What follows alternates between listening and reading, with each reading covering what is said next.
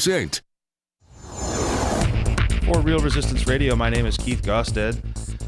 Be careful if you criticize Brad Schimmel. The Attorney General has retaliated against a retiree after the ex-assistant made critical remarks when the Department of Justice overrode a proposed hefty fine against the 3M company for pollution violations. Thomas Dawson, who was the state's top environmental lawyer for several years, became the subject of an investigation that he said was a case of retaliation. Schimmel's office said they were investigating whether Dawson gave confidential information to the press. Employees of the Justice Department are now required to sign a non-disclosure agreement that bars them from revealing information about their work, not just during their time in office, but even after they leave the state. Thursday, mostly cloudy with gusty winds, highs in the upper 40s tonight. Partly cloudy and breezy, lows in the mid-30s. Friday, partly sunny, highs in the mid-40s. For Real Resistance Radio, my name is Keith Gosted. Warning, you are about to listen to the greatest radio show ever. And due to contractual obligations and to shield our airwaves' corporate licensees from any semblance of liability, responsibility, and gullibility, we must tell you the views represented on this show are not necessarily those of this station or its management. This radio show contains differing points of view on current political topics, and due to the nature of its contents, it should be heard by everyone. Thank you for listening. 3, 2, 1. Now live from the heart of liberal Wisconsin, where the political party is just beginning, welcome to the Devil's Advocate Show. Best friends proving it's never personal, only politics. Please allow me to introduce myself. Now here are your hosts, Dom and Crute. Welcome to the Devil's Advocate Radio Show. You are so clearly not ready for prime time, my little buddy. I am just so excited today, Crudy. I am fired up, man. Let me tell you something. I believe in this wonderful country. Anything can happen to anybody. This might be the greatest radio show ever. There's still optimism at this point. Dom, we got a fine cast of characters joining us in the Brady Street studios today. James Santelle, our good buddy, former U.S. attorney, a tremendous resource when it's Mueller time. And Dom, there's some sentencing. Guy got 6 months in jail. So what? You know, what for what? What'd he do? It was nothing. I don't know what he did. It wasn't anything. It has nothing to do with Donald Trump and the campaign. Another coffee boy. Lots of those around town. I had also read in the DNC hacking lawsuit, Donald Trump's legal team effectively is implying he colluded with WikiLeaks and, by extension, Russia. That's a question I have of our good friend, former U.S. Attorney Jim Santelle. Can't wait. When's he coming in? 3:30, very soon. Right around the corner. All right. I haven't even prepped. That's why we got the guest. That's why we have the guest. A fine one indeed. He'll join us soon, also in the 4 o'clock hour, Dom, 4:20 specifically. Brian Seamonson, he is the Deputy Director, Madison Normal. They're the marijuana boys and girls, Dom. Referendums. Referendums in the state of Wisconsin on your fall ballot. Like half the voting populace in the great state of Wisconsin is going to put this question. What's the question? Now, we like to ask the question. What is We that? ask the question. I'm not sure how they're all usually ask going the to question. be stated in the referendums, but as we put it, how do you feel the voting population about the legalization, regulation, and taxation of recreational cannabis? Well, let's just say Scott Walker and I are not on the same side of this issue. Advisory referendums all around the state, a variety of different counties and municipalities, in no small part to the efforts of the good folks at Normal, led in no small part by Brian Seamonson's efforts. And I hope that's how you pronounce his name. Is he coming in studio as well? He is. 420, right of course, of man. course. And we're going to have more than 10 minutes, though, right? I mean, guests that come in bearing gifts, they stay a little longer. Is he bearing gifts? Absolutely. Stay a while. We might start the happy hour early, like right around 4:20. Dom, it's hard to know what the headline is in Trump's Merica day-to-day, but it seems pretty clear when Trump invites over his 2 black friends, 2 of the 3 he has. Who's the third? Rodman. Dennis Rodman got left out today. Must have felt bad. Didn't get the luncheon invitation to the White House with Kanye West and football great James Brown. Apparently, Trump's two fans, black fans, other than Dennis Rodman, 2 of the 3. All right. He's got a super majority of his black friends. Now, Too bad Omarosa had to leave the right. leave the reservation. I would like to think that this is a coming together of the cultures and races, and Trump, embracing his African-American friends. But Trump seemed a little uncomfortable, and Kanye West is bat crap crazy. Period. And I'm glad that we did not broadcast his little meeting with Trump in real time. Not entirely FCC compliant. No, quite profane, you might say. Dom, this one's a little entertaining. We'll get to the heavy stuff. We'll do some Walker bashing. We'll have some fine guests. But let's lead here in Trump's Merica with the President of the United States perhaps denigrating the office once again. I mean, I'm not saying Trump should be judged by the company he keeps, but I'm not sure who lowered the IQ in the room. Come on. Was it Trump or Kanye? What is this, the denigrating the office? What do you mean by that? Can it be denigrated? I think do you put this White House, do you think that this thing is somehow up on a pedestal? I mean, this is nothing more than a function of the citizens of this country.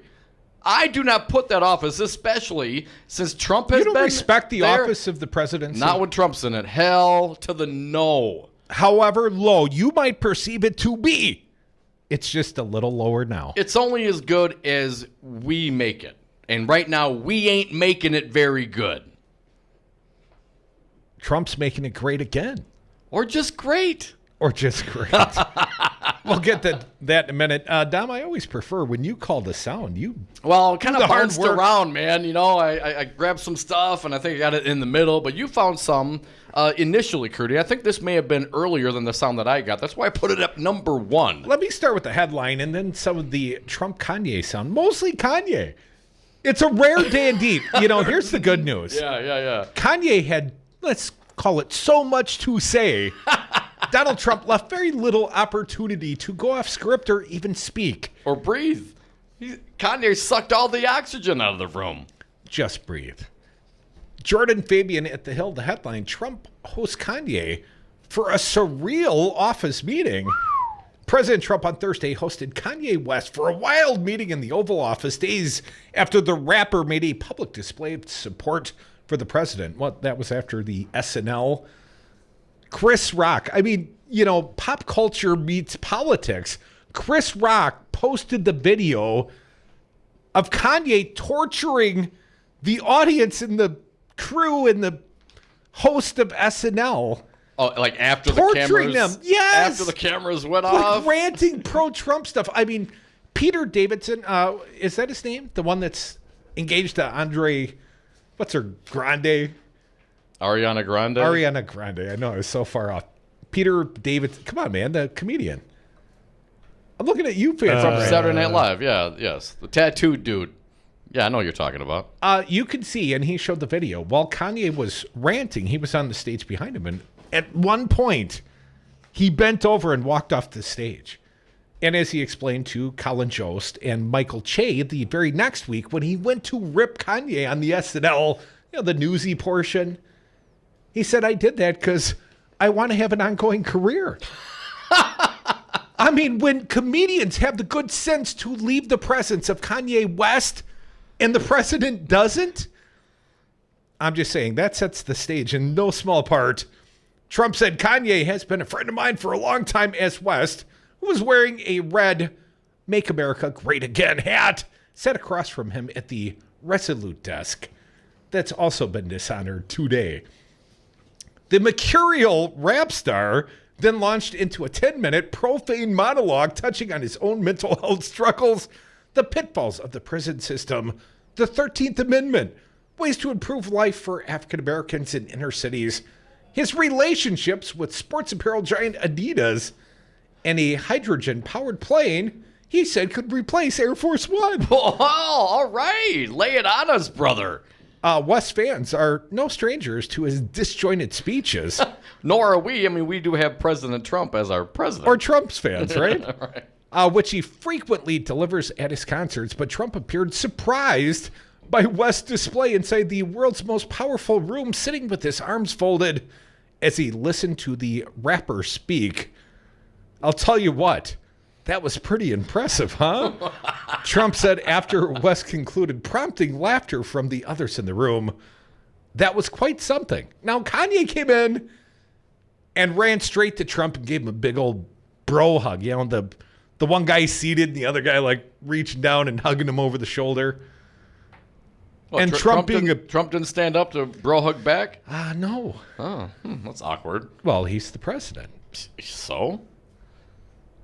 I also saw the lunch menu. I'll skip that for now. And we also saw Fingerling Kanye. potatoes, though. I will point that out. Didn't we that see was on the menu. Kanye's password to get into his phone as well? Yes, you bring up an excellent point. Thank you for doing so. So at one point, understand the room is filled. This is the Oval Office, right? The Resolute desk. They're in the Oval Office, the most powerful room perhaps in the world. And surrounded by media, and Kanye pulls out his smartphone. And, you know, he's got to get through the screen protector. I believe it was an Apple.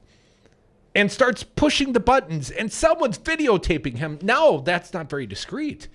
But he wasn't using the thumbprint. He wasn't using facial recognition software. He used the traditional password, and it was captured.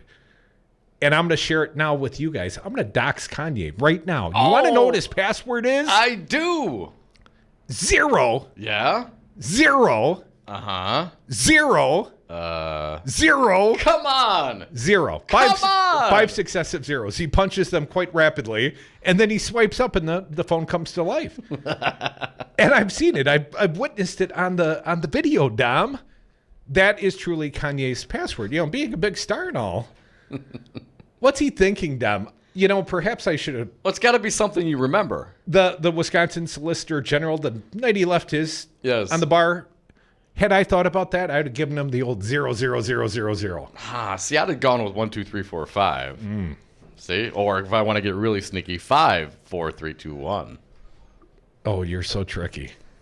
Let's get a couple of these cuts out there before Here's we your run out of password, time. people. 844 Nice. 967-2789. We'll take calls up until our good pal James Santelle joins us in studio. But let's get to the Kanye sound, Dom.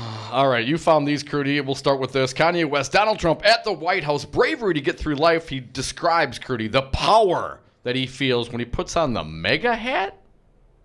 I think it's the bravery that helps you beat this game called life. You know, they try to scare me to not wear this hat, my own friends, but this hat, it gives me power in a way. You know, my dad and my mom separated, so I didn't have a lot of male energy in my home. And also, I'm married to a family that, you know, not a lot of male energy going on. It's beautiful, though. Is he ripping on Bruce Jenner? You know, it's something about, you know, I love Hillary. I love everyone, right? But the campaign, I'm with her, just didn't make me feel as a guy that didn't get to see my dad all the time, like a guy that could play catch with his son. There was something about when I put this hat on, it made me feel like Superman. You made a Superman. That's my favorite superhero. With those sort of daddy issues, it's amazing Kanye's not a stripper. You would think, given his brief description there, and I don't know much about Kanye's life, but if his mother was primarily raising him, he'd have more respect, perhaps, and a little more liking to the female candidates. But I digress. Kanye West, he likes them that gets it done. 2. And you made a Superman cape for me also as a guy that looks up to you, looks up to Ralph Lauren, looks up to American industry guys. Non-political, no bullshit. Put the beep on it, however you want to do it, 5 seconds delay, and just goes in and gets it done. Getting it done with the BS in the Oval Office, baby. I think we better take a quick break. There is so much more, and you're going to want to hear it. You know, sometimes you got to lighten up a little. And I think this visit, you know, when you have 2 of your 3 black friends over, When you have Kanye over to the house, did we ever figure out who the comedian was? No, I didn't look. Fancy Brian didn't From help SNL. me. GD bit on that one. I feel like, we were wondering before we came on the air. Now, when you have this conversation in the White House, I'm not clear. in the Oval Office. What conversation? They're all Well, over the board. rant. The ranting, the raving. But if we quote the profanities of Kanye, the president's buddy, the president, the discussions in the Oval Office, arms crossed. Is it FCC compliant if we're reporting the news? But we're reporting the news. I got in trouble, though, when Donald Trump said what he said on the Access Hollywood video, and we tried to quote it. I got in big trouble. Got a fist shaking at me at Heartless Radio. You were gone that day. You took a Friday off. You can't say that, but the president said it. Me and Matt Rothschild got in big trouble. I think Matt said boobs. Grab him by the... No, he said boobs. Oh, he said boobs. We weren't supposed to say that on Heartless Radio. Got a couple of boobs in the White House today. Come back with us. More Devil's Advocates. Phone lines open 844-967-2789.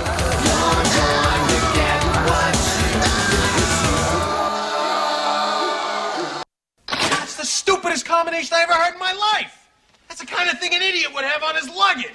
Brothers don't shake hands. Brothers gotta hug. Diversary and diversity. You're crazy, man.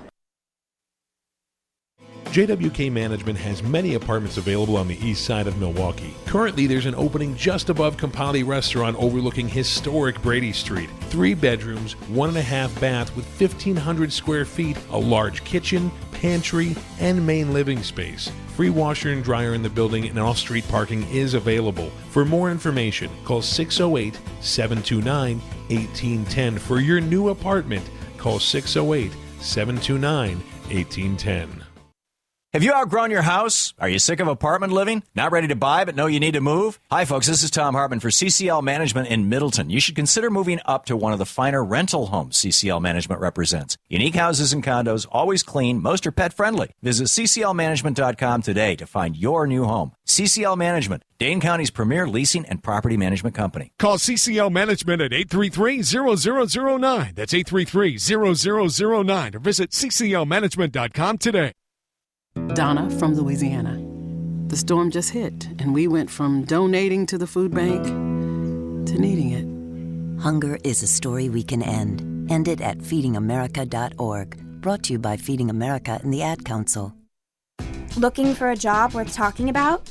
Teaching is creative, collaborative, and intellectually challenging. See why teachers have better work stories at teachdfw.org and learn more about becoming a teacher. Brought to you by Teach and the Ad Council. The Resistance is live 7 days a week here on Real Resistance Radio. Tune in Sundays for Meet the Press with Chuck Todd from 11 a.m. to noon. Then it's the Best of the Forum with Sherwin Hughes from 12 to 3 p.m.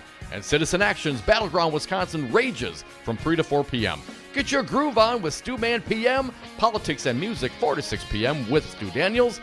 Mandatory listening, always streaming at realresistanceradio.com.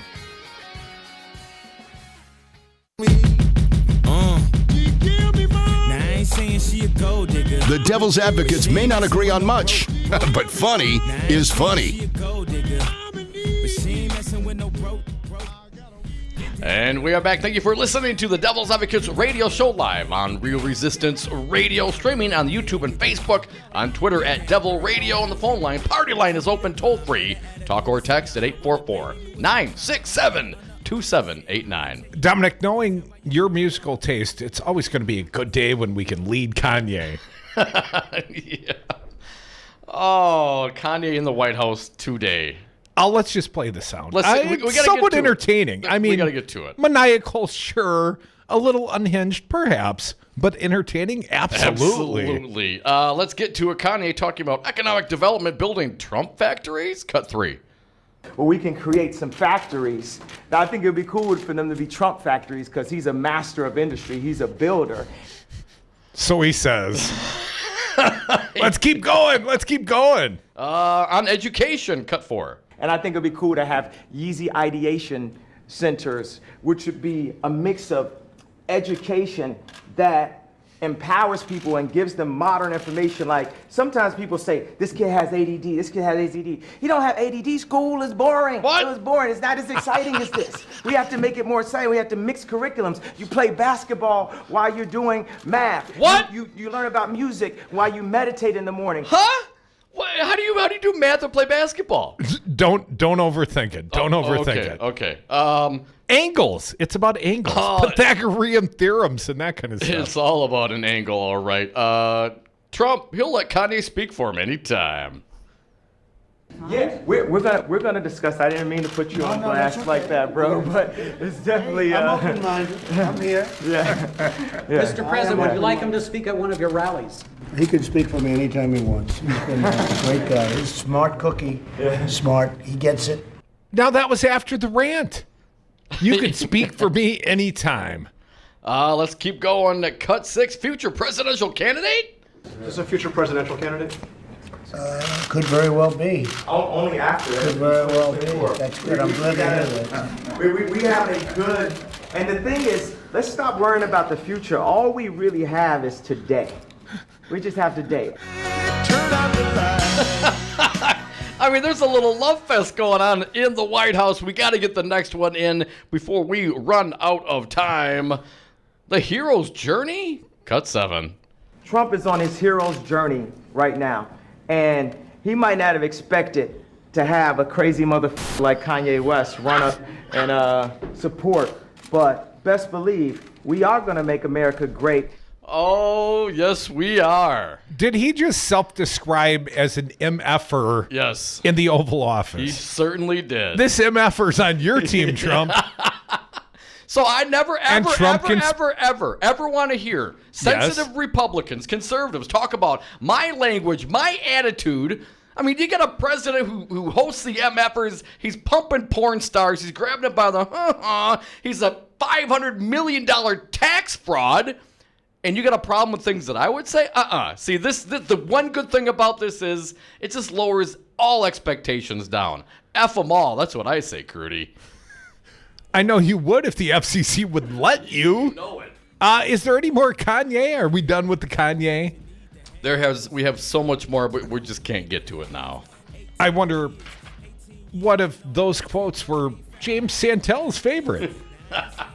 He'll join us in studio momentarily. He is a former U.S. attorney. He's a wonderful resource when it's Mueller time. Dom, I understand there was a sentencing. Guy went to jail, prison. Oops. For fake IDs.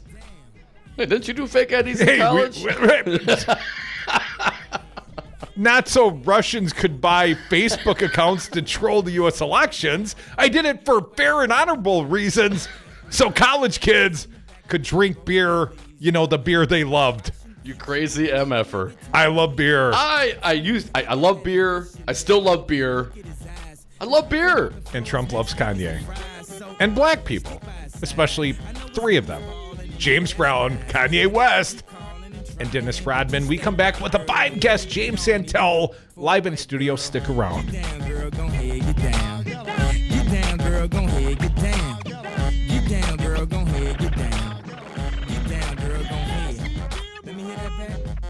My party is going bat crazy. Keep America great! Exclamation point. I liked beer. I still like beer. Join the resistance against dirty carpets. Call Zero Res Madison today for our summer special. Clean and sanitize 3 rooms for only $139. Call 608-848-9000 or schedule online at ZeroResMadison.com. Zero Res, spell it forward or backward, it's the right way to clean. I'm a retired school psychologist, and helping people was my thing. After my stroke, when Meals on Wheels started, I was on the other end of the stick, so to speak. My name is Julius Gaines, creative writer, poet, photographer. 1 in 6 seniors faces the threat of hunger, and millions more live in isolation. Drop off a hot meal and say a quick hello. Volunteer for Meals on Wheels by donating your lunch break at americaletsdolunch.org. This message brought to you by Meals on Wheels America and the Ad Council. 5nines, your local single-source IT solutions provider. Specializing in cloud technology, consulting, servers, networks, and hosting. We manage your IT so you can focus on running your business. Enjoy technology. Enjoy 5nines.com. You are listening to Real Resistance Radio, WRRD 1510 AM Waukesha and WTTN 1580 AM Columbus. Always streaming at realresistanceradio.com. Ever worry that the anonymous millionaires are setting the agenda for our community with little or no accountability? I do. That's why I joined Citizen Action Organizing Co-op. My fellow members and I want to build a powerful and lasting progressive movement. Together, we can help determine the agenda in our own communities. Then we work with professional organizers and a team of leading strategists to make that agenda happen. We're working on health care, economic justice, child poverty, electing progressive candidates, and more. And our radioactive campaign supports this station and the Resistance Radio Network. So, won't you come help us build a movement? Become a member of the Citizen Action Organizing Co-op. Go to citizenactionwy.org. I'm jumping in with my clothes on. Most party fouls are pretty dumb, but if you decide to drink and drive underage, you could lose your license and your freedom. Learn more at ultimatepartyfoul.org. Brought to you by the National Highway Traffic Safety Administration and the Ad Council. Indoor baseball, anyone? Most party fouls are pretty dumb, but if you decide to drink and drive underage, you could lose your license and your freedom. Learn more at ultimatepartyfoul.org. Brought to you by the National Highway Traffic Safety Administration and the Ad Council. The Forum, hosted by Sherwin Hughes, exclusively on Real Resistance Radio. Call in live at 844-967-2789 and give your thoughts, feelings, and opinions on local and national topics. Monday through Friday from 8 a.m. until 11 a.m. It will not be what you expect to hear, but we will definitely give you what you need to know. That's The Forum, hosted by Sherwin Hughes on Real Resistance Radio. Always streaming live on realresistanceradio.com.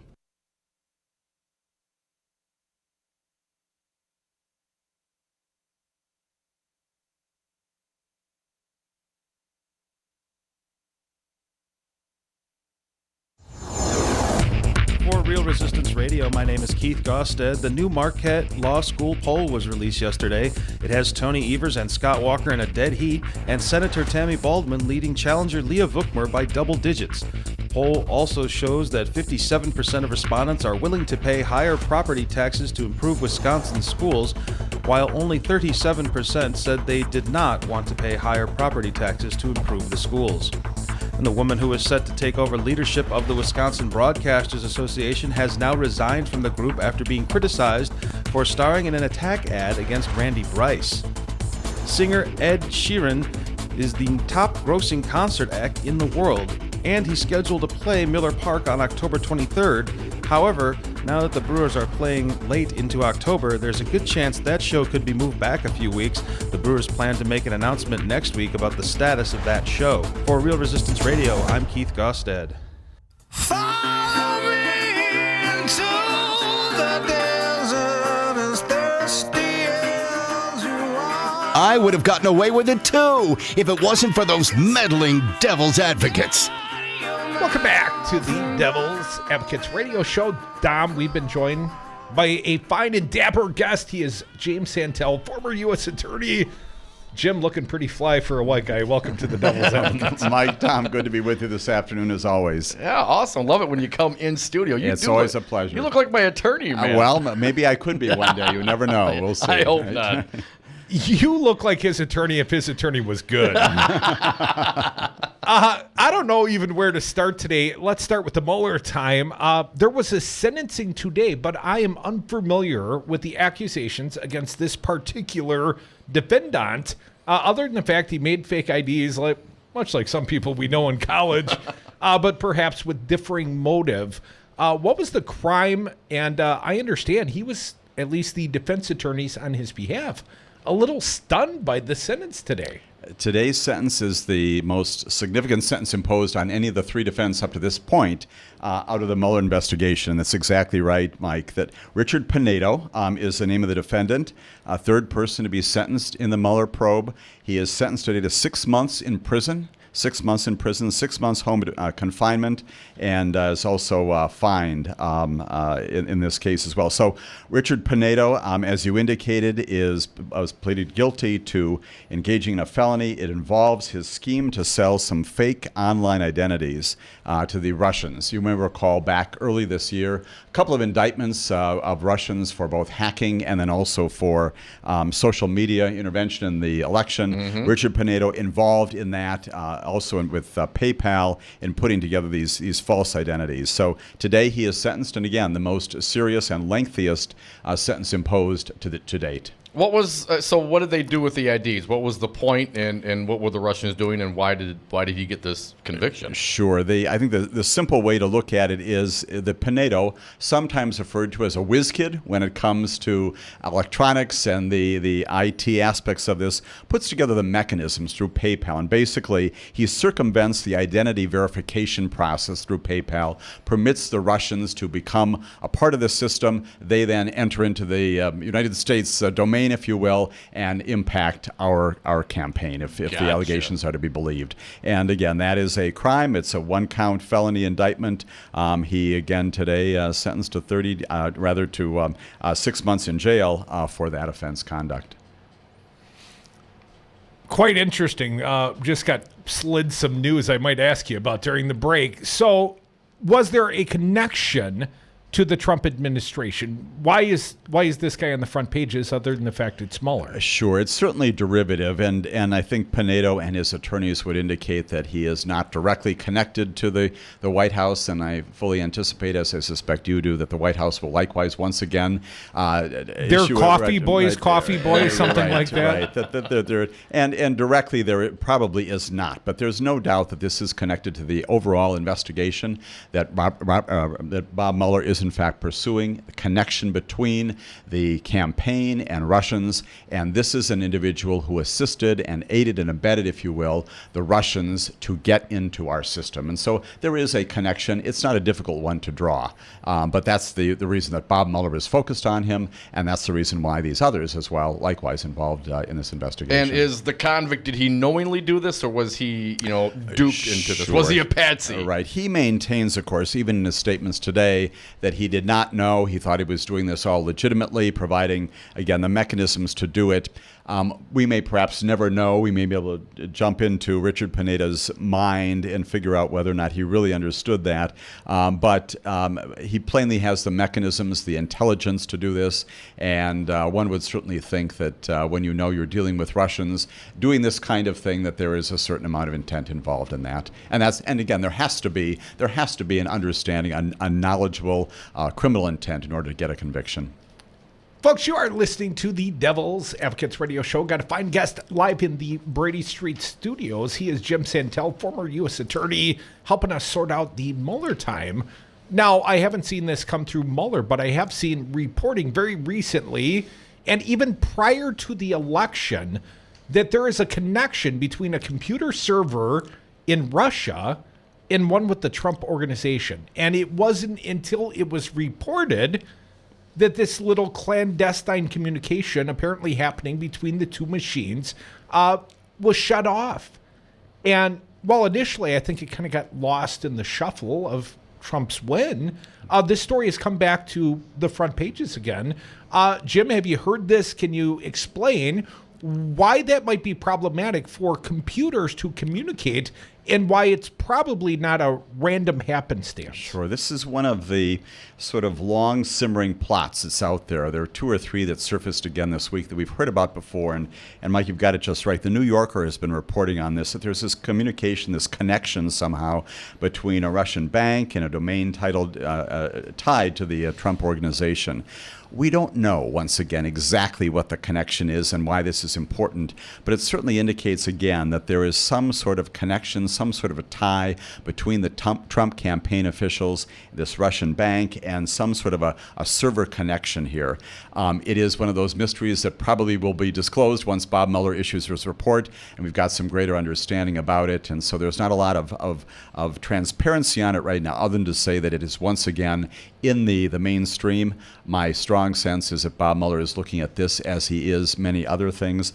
The other 2 reports that surfaced again this year, remember If I may, just on the server thing before we get off topic to other issues, wasn't there also some indication that Spectrum Health or Betsy DeVos's hospital or husband or something was involved in that as well? Right. There is also that simmering again allegation out there in the media. We plainly.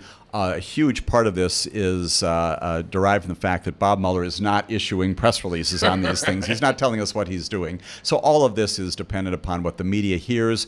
Bob Mueller's folks themselves are not telling us what this is all about. But there is certainly some reason to believe, once again, that the Betsy DeVos connection is at least a subject of some inquiry on this. You're absolutely right, Dom. Other things that, again, smaller issues that continue to percolate up.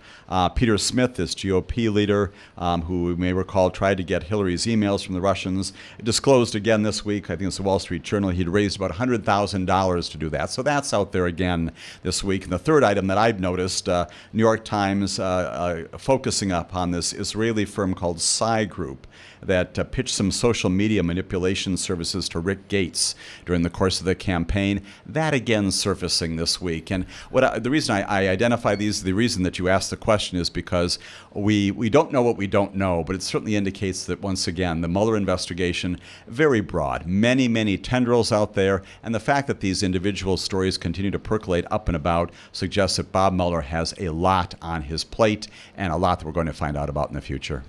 Jim, my understanding, there was a filing on behalf of Donald Trump's team in the DNC lawsuit, and my understanding is that Donald Trump's team effectively sort of acknowledged collusion with WikiLeaks, and some draw a connection between WikiLeaks and the Russian government and say perhaps this is the closest indication of an admission of collusion between Donald Trump and Russia. Do you read it the same way, or do you think that's a little overinflated? We don't know exactly what the connection may have been, but these are pleadings, again, in the context of litigation. The representations made about the connections between human beings and their parties back and forth. We certainly all recall the president's encouragement during the course of the campaign. Russia, if you're listening. Yeah. Exactly. And speaking about WikiLeaks very, very favorably, tens, if not more times during the course of the campaign. And so what we've got going on now is an implicit, if not explicit, acknowledgement that, yes, there is some connection there, and that the WikiLeaks tie to the campaign is also a part of this litigation going forward. Discovery, plainly proceeding. We'll find out more about that as the case proceeds.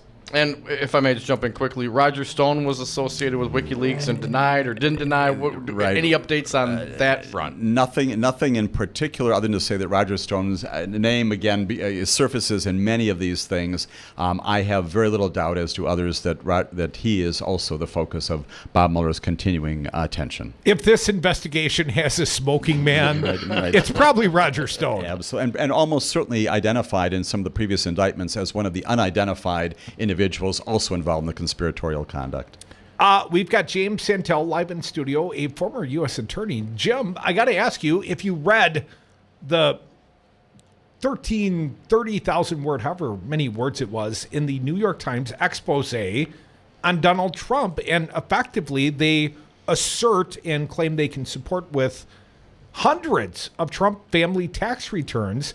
They assert Donald Trump evaded taxes to the tunes of hundreds of millions of dollars, that he is a tax fraud, that his entire family narrative is, or at least his personal narrative, is fabricated. Daddy's been helping him every step of the way.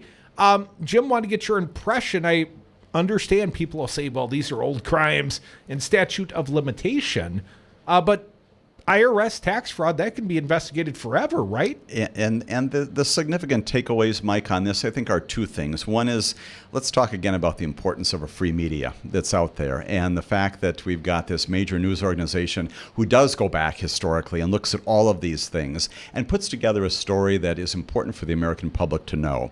It's not just for that purpose. The second point I would make is that they are, in fact, identifying issues that do have relevance, perhaps legal relevance today.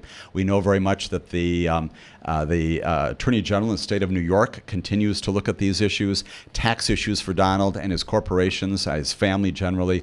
All of those things are not just historical. They're right here, right now, and my full anticipation is that we have not heard the last of this just because the article has been published in the domain, public domain that is. We're going to hear more about this from prosecutors down the road. My understanding, part of the investigation that now extends, New York Times investigation that now extends to Donald Trump, we'll see about state or federal investigations that might come out of this, but the source information that triggered their deeper dive was a financial disclosure of Trump's sister, the federal judge. Right. And she basically talked about the fraudulent shell corporation utilized by the Trump family to take dad's cash stance. Fred Trump basically overcharged his own corporations and funneled that money to the kids. And she disclosed it on a financial disclosure as a federal judge. And they got 1,400 pages of additional disclosures. And that's just the tip of the iceberg. Right. Any federal authority, including a U.S. attorney, I did this during the course of my term as U.S. attorney, federal judges, other people in positions of responsibility have these requirements not only at the time of their background investigations, but also periodically to provide information about what the status of your financial condition is. And so she does this, and that, as you just said, Mike, that's the spur. That's the thing that prompts this further investigation. It plainly is a reason for her concern as someone who's appropriately making the disclosure, much more largely, much more significantly for the Trump family generally. And it does, again, spur the further investigation of it, both inside the AG's office, and certainly the media will continue to focus on it as well. Jim, if every word is true in the piece that was put out, what kind of political, what kind of real liability would Donald Trump have? Sure, and it is, we plainly are, there are federal issues, there are state tax issues. So statute of limitations would not apply to all of them? There are statutes, depending upon how this is charged, depending upon what kinds of things we find, what kinds of, and we always say that there are tax issues, there are financial issues, and there are many other monetary issues that can also be charged. You can charge money laundering, you can charge all kinds of banking violations, and those have various statute of limitations. They're usually very long. They're not indefinite. They're not interminable, but they do go back many years for precisely these reasons. Tax fraud, financial fraud of this kind isn't the sort of thing that you find out the instant it happens. It's usually disclosed by these kinds of things years and years later. It's not like the bank robbery that we continue to talk about here on Brady Street that you see it one day and you know it's happened. And that's why there's very long statutes of limitations, both state and federal, on those kinds of violations. Jim, alleged in the New York Times reporting, valuation fraud. I'm married to a real estate appraiser. And, back in the good old days of booming real estate markets, there was lots of pressure to push the values upwards for people's refinances or because they paid too much for the house effectively and they want to justify that sale price. Well, Donald Trump used a variant of that theme. Donald Trump had vast differences in the valuation of his property when he told the federal government when it was time to pay taxes on them, when they paid taxes on what was, I guess it would be the estate tax, 55%. Right. Pretty stiff, no doubt.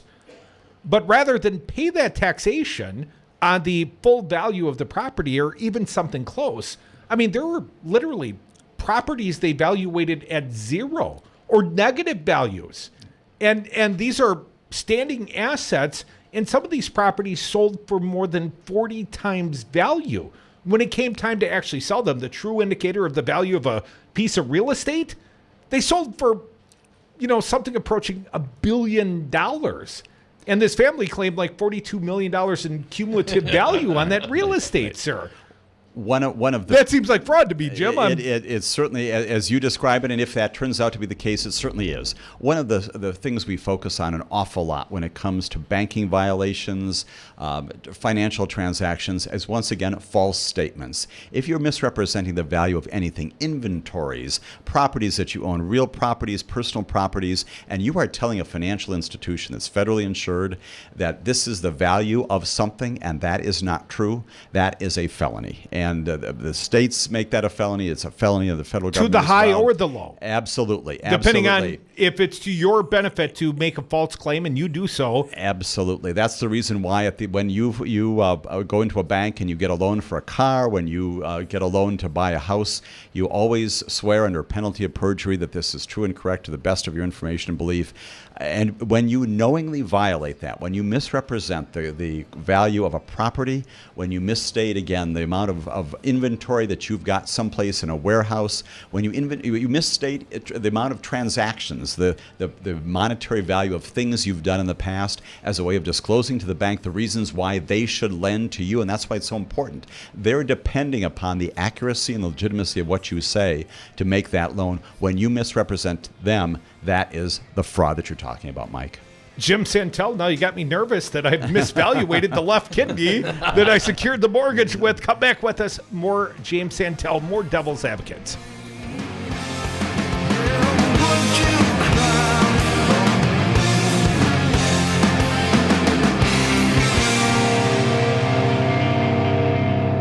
I want to know, where is the server and what is the server saying? And all you have to do is take a look at WikiLeaks and just see what they said. How does this relate to our discussion of the uses of irony? Where is the server?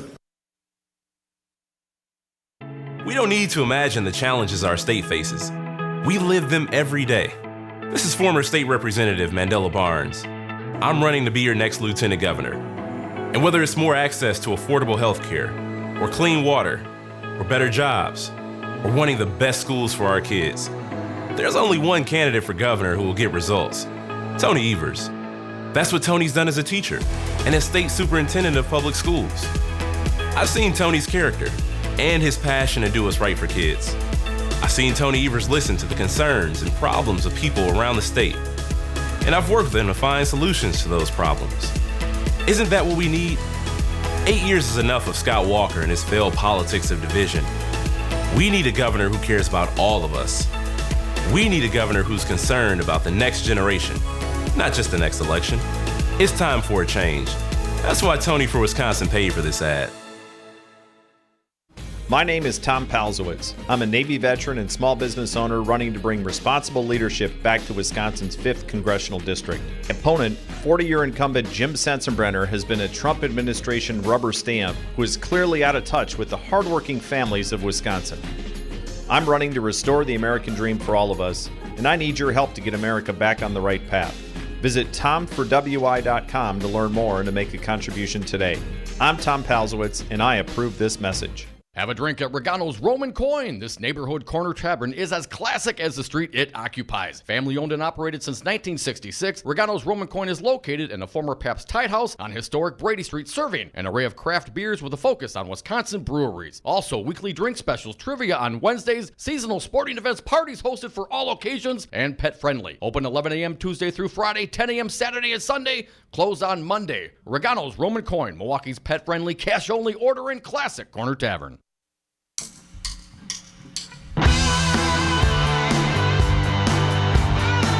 Save the $2 on tomorrow's paper. Listen to the Devil's Advocates today. And we are back. Thank you for listening to the Devil's Advocates radio show. If you missed any of this fine program, please go online. You can download and listen to podcasts and interviews. You can find them at realresistanceradio.com. Dominic, it's a Thursday that feels like a Friday. We got a fine guest live in studio. He is James Santelle, former U.S. attorney. He's a friend of ours. We appreciate you sticking around. I got to ask you, New York Times reporting on the, alleged fraud of President Trump, the tax fraud, kind of got lost in the backwash of the Kavanaugh hearing. And, I pretty much figured we're moving on from Kavanaugh. We're not willing to relitigate. And then I see the reporting last night. Well, Chief Justice Roberts opened an investigation or sought an investigation of Brett Kavanaugh, now an associate justice on the Supreme Court, because of complaints filed in the D.C. Circuit. What's going on here? What's this all about? Yes, right? I told a friend of mine, a legal friend, and she was on vacation, hadn't seen the headline. I told her about it today, and she said, holy crap, let's just say. Again, I'm tempted to say, again, unprecedented. There have certainly been complaints against judges in the past. We're going to have to find a new word. Right, we are going to have to find a new word because out. things are becoming more normal than they otherwise should be. But here's the background for that, Mike and Dom. So what happens is that, as we know, Judge, now Justice Kavanaugh, appears in front of the United States Judiciary Committee again on September 27th for his infamous statements and his representations about what Dr. Ford had said about him. And we won't revisit here, although I know you have spoken about it on the air, all of that. What happens in the wake of that is that the U.S. Court of Appeals for the D.C. Circuit, which is where Judge Kavanaugh was until this past weekend, receives complaints about his conduct, his statements, both in terms of, my sense is both about demeanor, whether he has got the proper demeanor and status, if you will. Are these just lay people's complaints? Who would file a complaint that would have standing? I don't know with great specificity, but my sense is it could be a combination of both people who have seen it. And there's no doubt getting into this that some of them are plainly frivolous. So what happens initially is that the judge to whom this matter is assigned inside the D.C. Circuit dismisses many of these as being frivolous complaints. And so my guess on those is that those are people who are angry about the process and who make some complaints about him that really are not going anywhere. Significantly, however, what happens is, of course, another name from our past and our recent history is Chief Judge Merrick Garland, who is still in the D.C. Court of Appeals. He's the chief judge. So he receives these complaints, whether frivolous or not, and he appropriately recuses himself. Why? Well, it's obvious, right? That he may, in fact, have been on the Supreme Court in a different timeline. I hope he's bitter. I'd be bitter. But he did the right thing. He does the right thing. He says, you know what, based upon all the history. And so then it goes to a colleague of his named Judge Henderson, Karen LeCraft Henderson. And she's the one who dismisses some of them as frivolous. But she also says that there are about a dozen of these, a dozen complaints, 12 or so, that she looks at and she says, you know what, there may be some merit to these. And again, we believe they're all premised upon his September 27th appearance in front of the Judiciary Committee. And so what she does... Is that the I love beer? That is exactly it, that right? Day. Okay. Exactly. He is responding to Dr. Ford and responding to the questions both from the prosecutor... That's an affirmative response. I love beer. That's yes. Right. And we don't know if that particular statement is the subject of one of the complaints. We'll see at some point down the road. But what happens is that Judge Henderson then sends all of these over to Chief Judge Roberts on the Supreme Court and says, you know what, none of us in the Court of Appeals here, we all know Judge Kavanaugh. None of us should be deciding this. None of us should be investigating this. I'm going to send this up to my boss, who is the Chief Judge of the Supreme Court. And what John Roberts then did, he obviously receives these. He has seen these. And what he did is precisely what you just described, Mike and Don, which is yesterday. He sends them now to the 10th Circuit Court of Appeals. I know this sounds sort of circuitous. 10th Circuit is basically the Rocky Mountain states, Denver-based Court of Appeals. Our Court of Appeals, the 7th Circuit in Chicago. This is another appeals court from the district courts. And he sends all of those complaints, those remaining complaints, sent to him by Judge Henderson. Those end up in front of the chief judge of the circuit court there. His name is Timothy Timkovich, if I'm pronouncing that correctly. And Justice Roberts tells Judge Timkovich, investigate these, find out what the merits of them are, and get back to me either through a special committee, through your own judicial work. And so right now, this is, believe it or not, in the 10th Circuit Court of Appeals, chief judge looking at all those complaints. Real quick, Jim, but Roberts sat on these complaints for some period of time. He knew about this. There is certainly some suggestion that some of these surfaced perhaps even before that testimony. We're not quite certain what the timing on this is. My own sense is he acted fairly quickly after all this came up, and so it is moving ahead. Folks, we'd like to thank James Santelle, a fine former U.S. attorney and a fine guest right here on this big show. Thank you, Jim. Come back with us. Phone lines open for you. Toll free, 844-967-2789. Thank you. Don, Mike, always a pleasure. Thank you.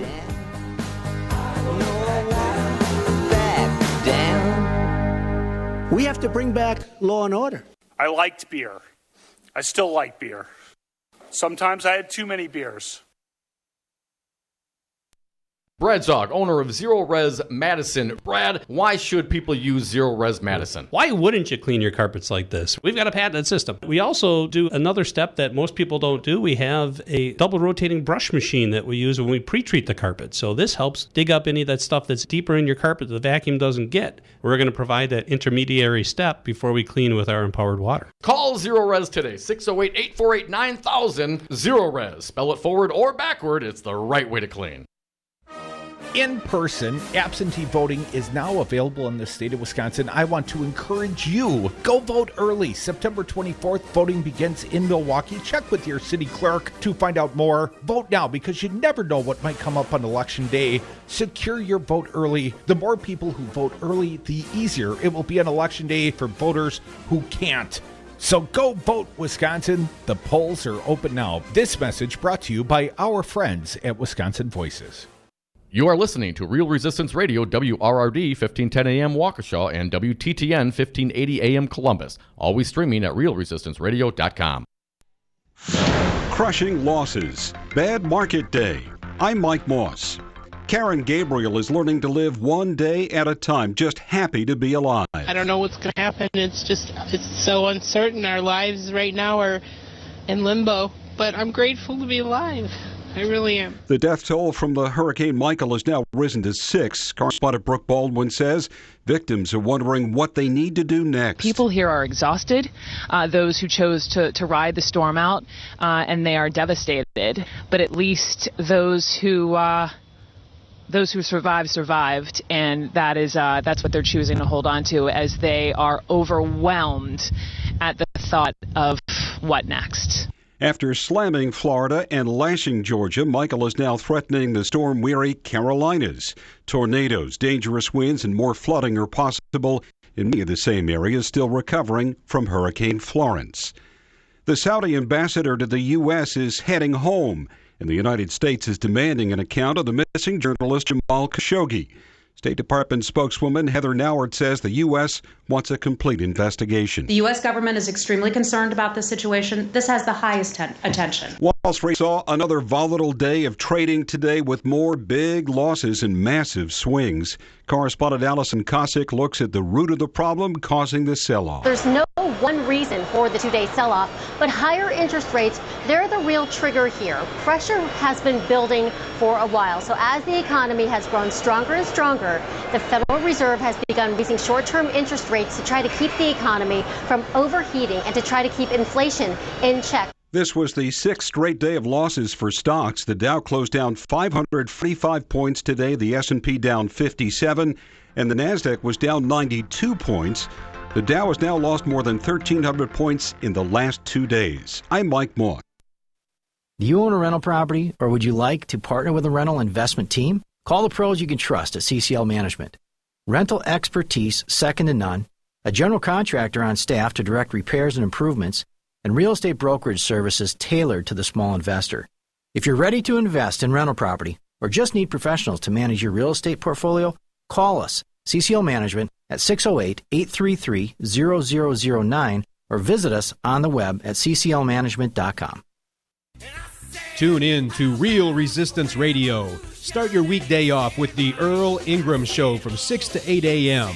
Next, it's The Forum with Sherwin Hughes from 8 to 11. Then from 11 to 2, it's the Tom Hartman Program. At 2 o'clock, it's the Brian Kelly Show. Then from 3 to 6, it's the Devil's Advocates. Mandatory listening. Always streaming at realresistanceradio.com. An unusual office visit today at the Oval Office. In a stream of consciousness monologue that mirrors how his host operates at times, Kayne West in the Oval Office facing the president. We have to bring jobs into America because our best export is entertainment and ideas. But when we make everything in China and not in America, then we're cheating our country. His comments running the gamut all the way to an infinite universe and the earthy use of the F word. He was wearing a Make America Great Again cap. It was something about when I put this hat on, it made me feel like Superman. And you made a Superman cape for me. He can speak for me anytime he wants. He's been a great guy. He's a smart cookie, smart. He gets it. Bob Costantini, the White House. Senate Intelligence Committee Chair Richard Burr isn't ready to conclude there's been no collusion between the president's campaign and Russia. He says the committee has found no hard evidence, but says the Senate investigation isn't over yet. I'm Mike Moss. On marijuana, unfortunately, it's a public health issue and a public safety issue. I've opposed that. Dr. Sanjay Gupta, how can medical marijuana help those addicted to opioids? There's three big things. There's clear consensus now that cannabis can treat pain. That is not an opinion. That is a consensus conclusion by big scientific bodies like the National Academy of Science. We also know that it can help treat the withdrawal symptoms of opioids. People, they don't want to be on them anymore. They want to quit, but they develop the terrible withdrawal symptoms. And now we have evidence that it can actually help heal the part of the brain that is diseased in someone who's an opioid addict. If you had to start from scratch and design a substance to help lead us out of the opioid epidemic, like in a lab, it would probably look very much like cannabis. Call Governor Scott Walker at 608-266-1212. Tell him good people do smoke marijuana. This message was paid for by the People for People Corporation. Donate online at p4ppc.org, p4ppc.org.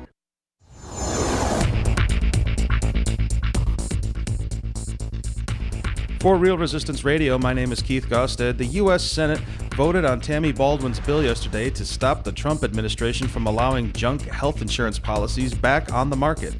The vote was 50-50, which means it was one vote shy of passing. In addition to denying coverage to people with pre-existing conditions, the policies have other restrictions, including one policy sold in Wisconsin that doesn't cover hospital care on Fridays and Saturdays.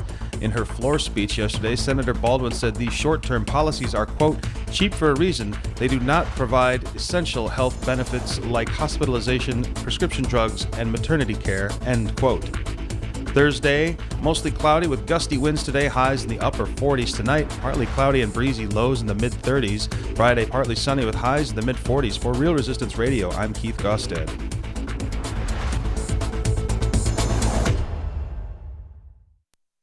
Warning, you are about to listen to the greatest radio show ever. And due to contractual obligations and to shield our airwaves' corporate licensees from any semblance of liability, responsibility, and gullibility, we must tell you the views represented on this show are not necessarily those of this station or its management. This radio show contains differing points of view on current political topics, and due to the nature of its contents, it should be heard by everyone. Thank you for listening. 3, 2, 1. Now live from the heart of liberal Wisconsin, where the political party is just beginning, welcome to the Devil's Advocate Show. Best friends proving it's never personal, only politics. Please allow me to introduce myself. Now here are your hosts, Dom and Crute. Welcome back, hour 2 of the Devil's Advocates Radio Show. A fine one indeed. Thank you to our most recent guest, James Santelle, former U.S. attorney and a friend of ours. Smart when dude. I last, a fine former U.S. attorney, yes, I think he was, but, I think I misplaced an adjective or adverb You or whatever those misspoke? descriptors Shocking. are. Thank you, Mr. Santelle. Always love having him, especially coming in, help us kind of get through all this. Well, there's a lot to get through. I'm no Donald Trump or Kanye. I'm no slouch myself. You know what else we got here on the sound chart, Dom? What? Kid Rock! What? Also at the White House today, wasn't he? No, was he? No, I he think wasn't. so. Donald Trump signed a music royalty bill, the Music Modernization Act. This affects my industry, although we're not really a musically formatted station. We do pay ASCAP and BMI. We pay royalties for the right to play out all the fine music you hear, coming back from the commercial breaks, etc. Everyone's got to pay a certain percentage. And this Music Modernization Act apparently is to the benefit of the artists, fine artists, like Kid Rock. Well, if I recall correctly, it was like Metallica was really pissed off about this stuff back in the day. No Lars or James? Napster. Oh, was it Napster? Yeah, we're going way back I'm now. a little surprised Taylor Swift didn't come to the White House today. Kanye was there. They don't get along. Yeah, that's true. That would have been very intriguing. Didn't he go on stage like grabbed years her ago? microphone and damn near took a Grammy away from her. Like years ago, right? Yeah, because he thought Beyonce should have gotten it. So he just thought it was an appropriate time, much like today in the Oval Office, to give a random, thoughtful or list, depending on your point of view, speech. Well, there were thoughts. Oh, there were thoughts. I mean, there were thoughts, and I think Trump probably had a few to words. Do you think Trump was having racist thoughts while he was sitting there, arms crossed, just taking it all in for 10 Trump minutes? has racist thoughts without even knowing he has racist thoughts. That's part of the problem with Trump. What's Trump say about the music royalties? A little bit of a strange time to throw this in, but why not? Cut 101, Donald Trump, I believe, also at the White House earlier today. The Hatch-Goodlatte Music Modernization Act is a landmark bill. They've been looking for it for many, many years. That part's protect true. The intellectual property and creative genius of America's incredible musicians. What about us crappy musicians? Well, I was going to say Donald Trump sees himself as something of a star in his own light. You think? Good thing he doesn't sing. Here's a guy who sings or warbles or raps or whatever exactly it is that he does. Kid Rock! You know, these music royalties, they're going to help the unsung heroes. If you would, Fancy Brian, play cut 102. This is a great start to protect songwriters, producers, engineers, the unsung heroes behind many of these songs that go out there. Let's hear it for the unsung DJs that play them. Yeah, because, Rock, he pays some of those royalties with the songs that he does. Didn't he go country now? I mean, as a Detroit guy, I was loving me some Kid Rock back in the Bow at the Bot days. But once he went country and all Republican-y, he kind of lost me, brother. He just plays a song and then raps over it. Like, he doesn't even bother cutting it anymore. He just plays the song underneath it and then just talk and raps over it. He was talking country about the song and how reminiscing it was that we heard this song. We just hear the song and listen to you not talk anymore, Kid Rock. We've got tonight. He was country when country wasn't cool. He was rap before country, rap rock. Like it was a unique thing, and now I don't know what he is. Well, he thought about running for senator not so long ago. He's Trump supportive. He teased that, yes. He's in it for the little people, Dom. 103. People like myself, who are maybe more at the top of the food chain, it really doesn't affect as much. But I know many people it does affect. So this is going to help out in a big, big way and be a great start for hopefully a lot more to follow in the future. Forevermore, I'm going to think of you as Kid Rock. Predator. Top of the food chain, baby. Unfortunately, I'm not real clear on what this law actually does, but okay. I'm not clear why we pay royalties to BMI and ASCAP either. Because we pay like 30 seconds of songs going in and out. Because we have to. That makes sense. Otherwise, hell, music is damn near a commodity. It's free these days. If you want to get paid as an artist, you got to go on the road. You got to sell T-shirts because everyone's downloading your songs off the internet. Period. Kind of like our podcast. They're free at realresistanceradio.com. Yeah, does it affect us? Does it help us out? I doubt it. I think it's probably one more outfit we're going to have to pay dues to. So, anyways, Donald Trump had something of a spectacular day, Dom. Lots of musical acts, man. Some Kanye going around. He has some Kid Rock coming around town.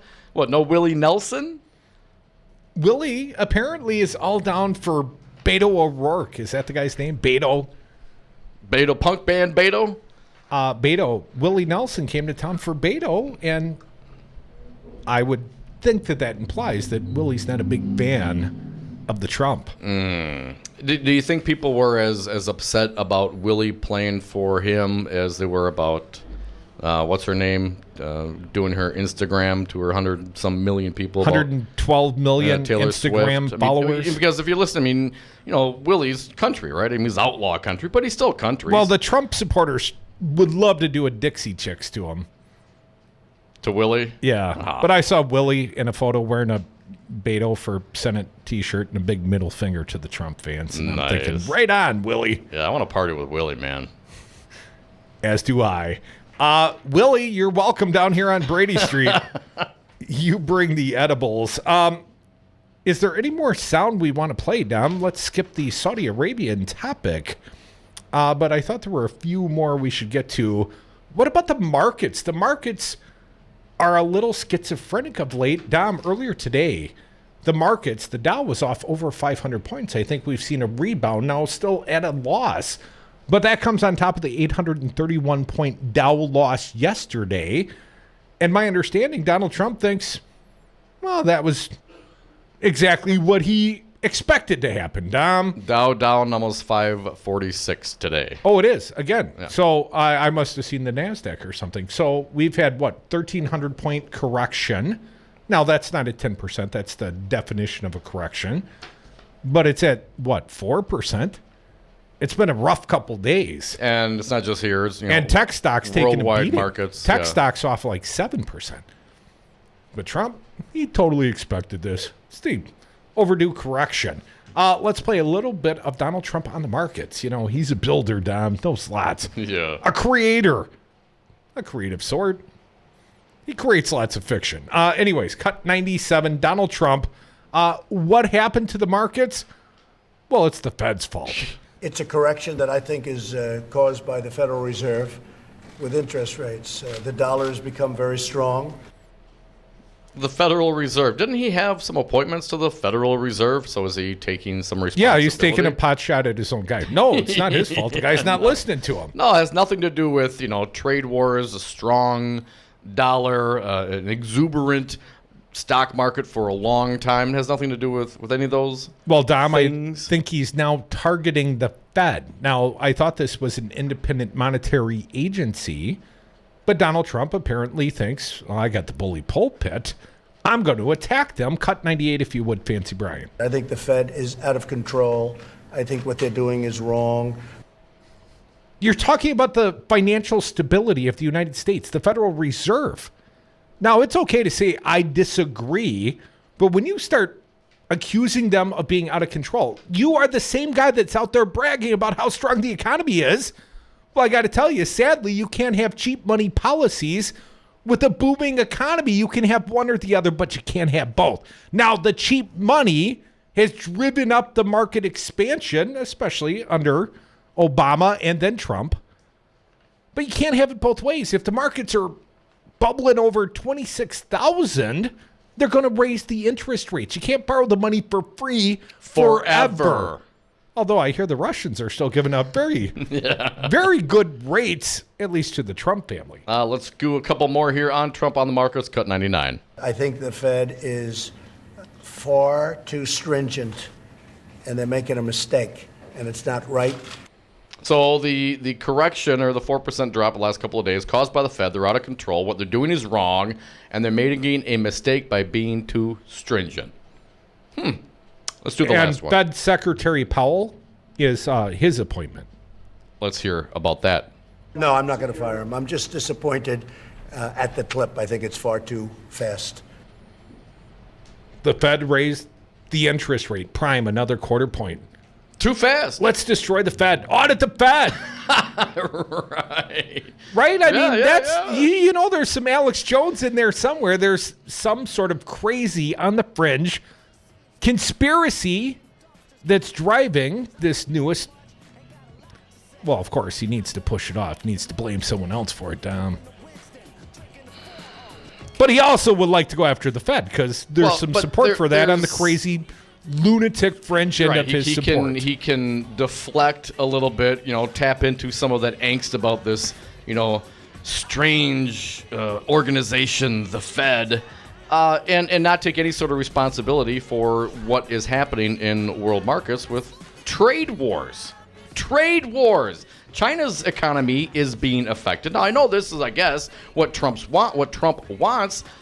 Our economy is being affected. Talk to the soybean farmers in the state of Wisconsin. But again, just suck it up, folks. Trump's a negotiator. He'll make it all work out. Oh, wait, it's the Fed's fault.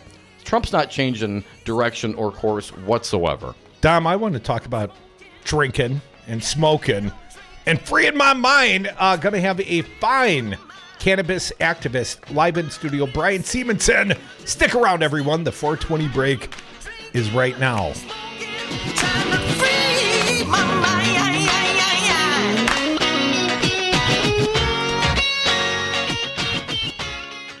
probably wouldn't be here if it weren't for the American worker. Like I'm some sort of white trash perv? Sometimes I had too many beers. Those are fucking fighting words.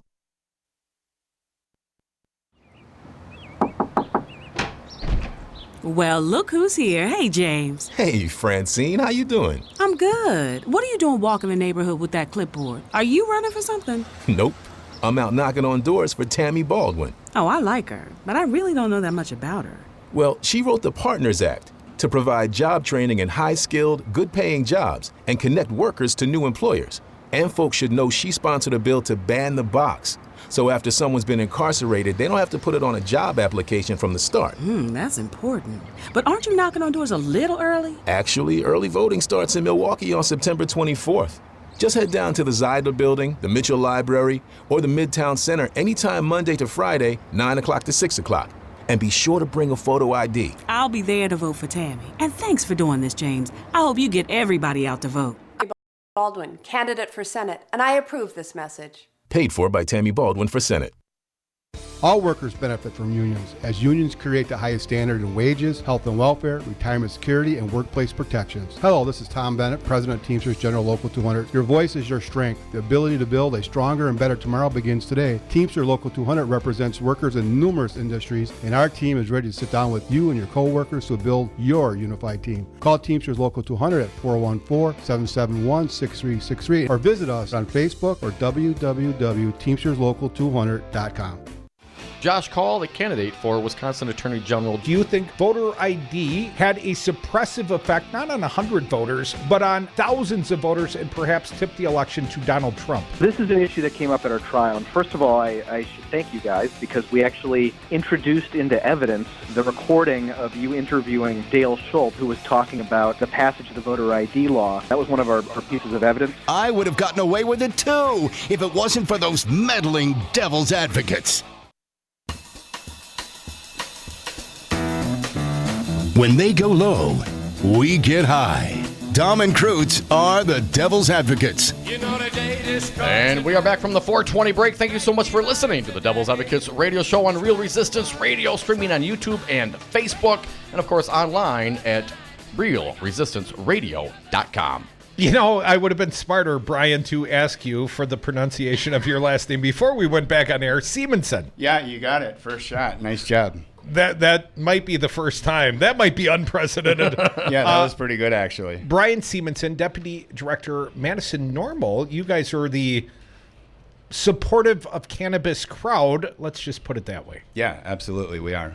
And as part of your advocacy for marijuana, for legalization of marijuana, Brian, my understanding is you and many other activists have been working your asses off getting the question of marijuana as a referendum on a number of different ballots all across the state of Wisconsin. First and foremost, what motivated this effort? I mean, this isn't going to change the law. What are you hoping to change? Opinions, perhaps? Well, personally, this has motivated me because I have been affected by the opioid crisis in a couple different ways. My 2-year-old son actually passed away of a fentanyl overdose. We had taken him to visit my grandmother at a nursing home, and their disposal method was throwing him in the garbage. Fentanyl patch. Yes, a fentanyl patch. That night, he had put it in his mouth before bed, and I'd woke up the next morning and found him dead and performed CPR on him in bed. Dude, so sorry. Yeah, it was terrible. And then we were told to go visit my grandmother because they said she had maybe just a couple more days to live. Within like a week after my son passing away, they took her off the fentanyl patch. The problem was she wasn't actively dying. She was overly medicated, and she went on to live another 1.5 years. So then within 3 months, my doctor had put me on 9 different pharmaceuticals a day, 31 pills a day. It was pain, depression, anxiety, sleep, PTSD, and they destroyed my life for 4 or 5 years. I was extremely depressed, suicidal. I had no emotion anymore. Led me to a heroin addiction from 2016 to 17. My family didn't know I was a functioning addict. None of my employees know I own a landscaping business. And I was using it every day basically just to feel normal. My tolerance was so high from these medicines. So July 4th, 2017, I put myself in the hospital. I withdrew from all of these narcotics, and since then, I've been using cannabis, and it's literally saved my life. So to answer your question, we've been traveling around the state to push these county board members to get this on the ballot and give the people a voice. And our big thing is we're just tired of being forced, dangerous, addicting, and potentially deadly pharmaceuticals when we can have an option for something that's a safe alternative, such as cannabis. Brian, I saw on the social mediums your wife posted your family story, the story of your son and his death and your own challenges. She's been supportive through this. You've obviously met a good woman. Yeah, she's amazing, and honestly the luckiest guy in the world. I didn't know if even when I told her that if she was going to stand by me. My wife's actually smoked marijuana once in her life, so it's not her thing, but she has seen it change my life. And it's a lot of work. We have 5-year-old twins. Sometimes I get up in the morning and I don't see them before I go to work, and then I'm home and I'm off to a county board meeting till 11, 12 o'clock at night. So, but she's sticking with me, and I just keep telling her, just hang in there 3 more weeks, and we got this. So, Brian, does this give you a purpose in life? Not that life didn't have purpose, but I could certainly understand. I can't even imagine the grief that you have been stricken with. Does this activism give you something to get up and get out of bed every day for? That's a great question, and I think it does. Because for those 4 or 5 years when I was on all those pharmaceuticals, I was just a zombie, in an opiate-induced pharmaceutical haze. And I don't think I ever actually got the chance to grieve my son. So once I was able to withdraw those pharmaceuticals out of my system, got on cannabis, this is, I think, my way of grieving him. It took me a few years to figure it out. Folks, you're listening to the Devil's Advocates Radio Show. Got a fine guest live in studio. He is Brian Seamonson. He is the Deputy Director of Madison Normal and a cannabis activist. And he's been working awfully hard to put the question of cannabis, both recreational and medical, depending on the municipality and the county. These questions are all across different counties in the state of Wisconsin, and we'll get to that in just a little bit. But currently, state of Wisconsin, as you know and as we well know, this is not a legal cannabis state. Right. And there's a lot of people out here in the state of Wisconsin that are using cannabis with frequency. I'm looking at you, Dom. You know it. There are people out here using this already. Yeah. And there is a thriving black market in the state of Wisconsin for cannabis. Yep. And, we had lots of buddies in college. We were kind of the house you came over to after the bar, and you smoked your marijuana at our house. Yep. It was just a safe place to do so. Sure. But our concerns were never the guy that was going to smoke himself till he got tired and fell asleep. Our concerns were always the guy that drank himself into a drunken, puking stupor a la Brett Kavanaugh. Yeah. Or, one of our closest friends in college has died, was an opioid pill guy and just kept taking them till he died. Yeah. We've never had a fear of marijuana. We've always seen this as a safe thing, but it's not a safe and legal thing, not right now. What's your opinion? Why do you feel like, and I got like 30 seconds right now, but we'll come back, but why do you think marijuana should be legal? Well, I guess one of the main reasons is the 31 states that have legalized medicinal cannabis, they've seen up to a 25% drop in opiate prescriptions, overdoses, and deaths. And, just last month, Madison Chief Police Mike Koval came out and said, in Madison and the surrounding areas, the overdose rate for overdoses for prescriptions and heroin was up 450% from this time last year. And the month of June alone, 35 people overdosed on opiates and heroin, 9 of them died.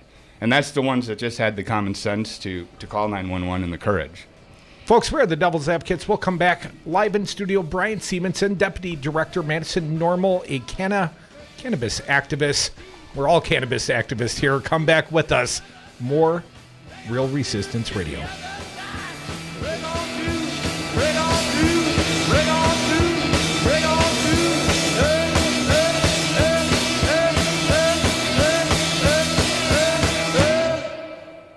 marijuana is not as dangerous as heroin. Would you agree with that? I think that's correct. Talk it out, man. Hey, everyone. It's your nominee for Lieutenant Governor, Mandela Barnes. I know I don't need to tell you what's at stake with this election, but I want to talk to you about my friend and running mate, Tony Evers. Now, I've gotten to know Tony over the last couple months as we've crisscrossed the state. I've seen his resolve and his dedication to solving the problems Wisconsin faces, especially when it comes to access to quality, affordable health care, protecting our environment, and making sure that every kid in Wisconsin has a great public school, regardless of their zip code. But Tony and I can't win this election alone. We need your help to talk to those that might still be on the fence. So whatever you can do will help. Knock on doors, talk to your neighbors, talk to your family. When we're fighting to take back the state from Scott Walker and the special interests, every little bit helps. You can make the difference in this election. So visit TonyEvers.com and sign up to help. It's time for a change. And that's why Tony for Wisconsin paid for this ad.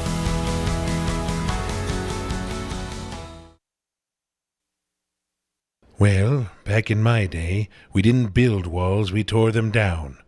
That's why I listen to Real Resistance Radio. What's a firewall?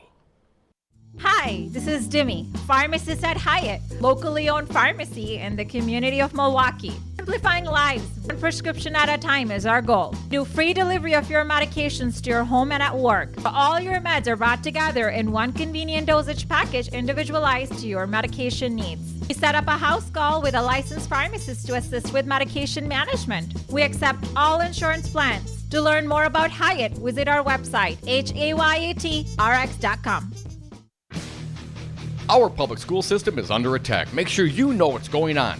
Join us for Educators Amplified Part 5 this Saturday, October 13th, 12 noon till 3 at Mr. J's Lounge in Milwaukee. An open town hall meeting to discuss the state of our public education. Hear from the people in our schools and our classrooms and the experts, and they want to hear from you. What's being done to reclaim our public schools? All of this and more will be discussed this Saturday at Educators Amplified Part 5. Or listen right here on Real Resistance Radio, 1510 a.m. Waukesha, Milwaukee, and 1580 a.m. Columbus, Madison. Educators Amplified Part 5. From the Earl Ingram Show, Tim Slecker's Busted Pencil Radio Show, Milwaukee Teachers Education Association, WEAC Region 7, Schools and Communities United Citizen Action, AFT Local 212, and Real Resistance Radio. Educators Amplified Part 5, broadcasting live from Mr. J's Lounge, 4610 Fond du Lac Avenue in Milwaukee, from noon to 3 this Saturday, October 13th. Doors open at 11:30. Do you own a rental property, or would you like to partner with a rental investment team? Call the pros you can trust at CCL Management. Rental expertise second to none, a general contractor on staff to direct repairs and improvements, and real estate brokerage services tailored to the small investor. If you're ready to invest in rental property or just need professionals to manage your real estate portfolio, call us, CCL Management, at 608-833-0009 or visit us on the web at cclmanagement.com.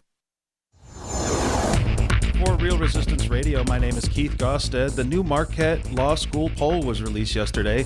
It has Tony Evers and Scott Walker in a dead heat, and Senator Tammy Baldwin leading challenger Leah Vukmer by double digits. The poll also shows that 57% of respondents are willing to pay higher property taxes to improve Wisconsin's schools, while only 37% said they did not want to pay higher property taxes to improve the schools.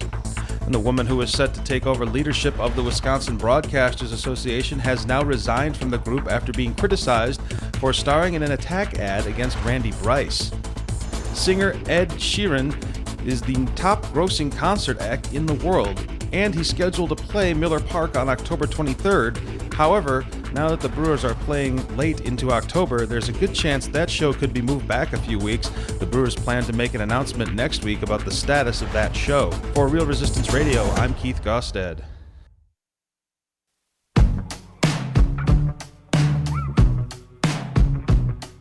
The Devil's Advocates, because it's always 420 somewhere.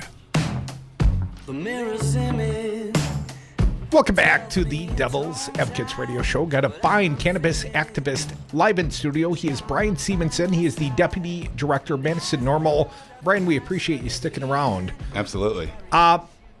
Before we get to the referendums and how it made its way through many, many efforts of yours and others, how it made its way onto like 16 different state ballots, county ballots, let's talk about why it's a good electoral issue. Now, you told us why you believe marijuana should be legalized, but let's talk about why it should be on the ballot this fall as an electoral issue. I mean, I think this is going to motivate young voters. I think this is if people are voting green up and down the ballot, I think they should understand they're voting blue up and down the ballot. Yeah. It is effectively the Democratic Party that is championing, here in the state of Wisconsin, any move towards legalization. Yes, sir. Which leads to the question, Tony Evers doesn't look like much of a hippie or a stoner to me.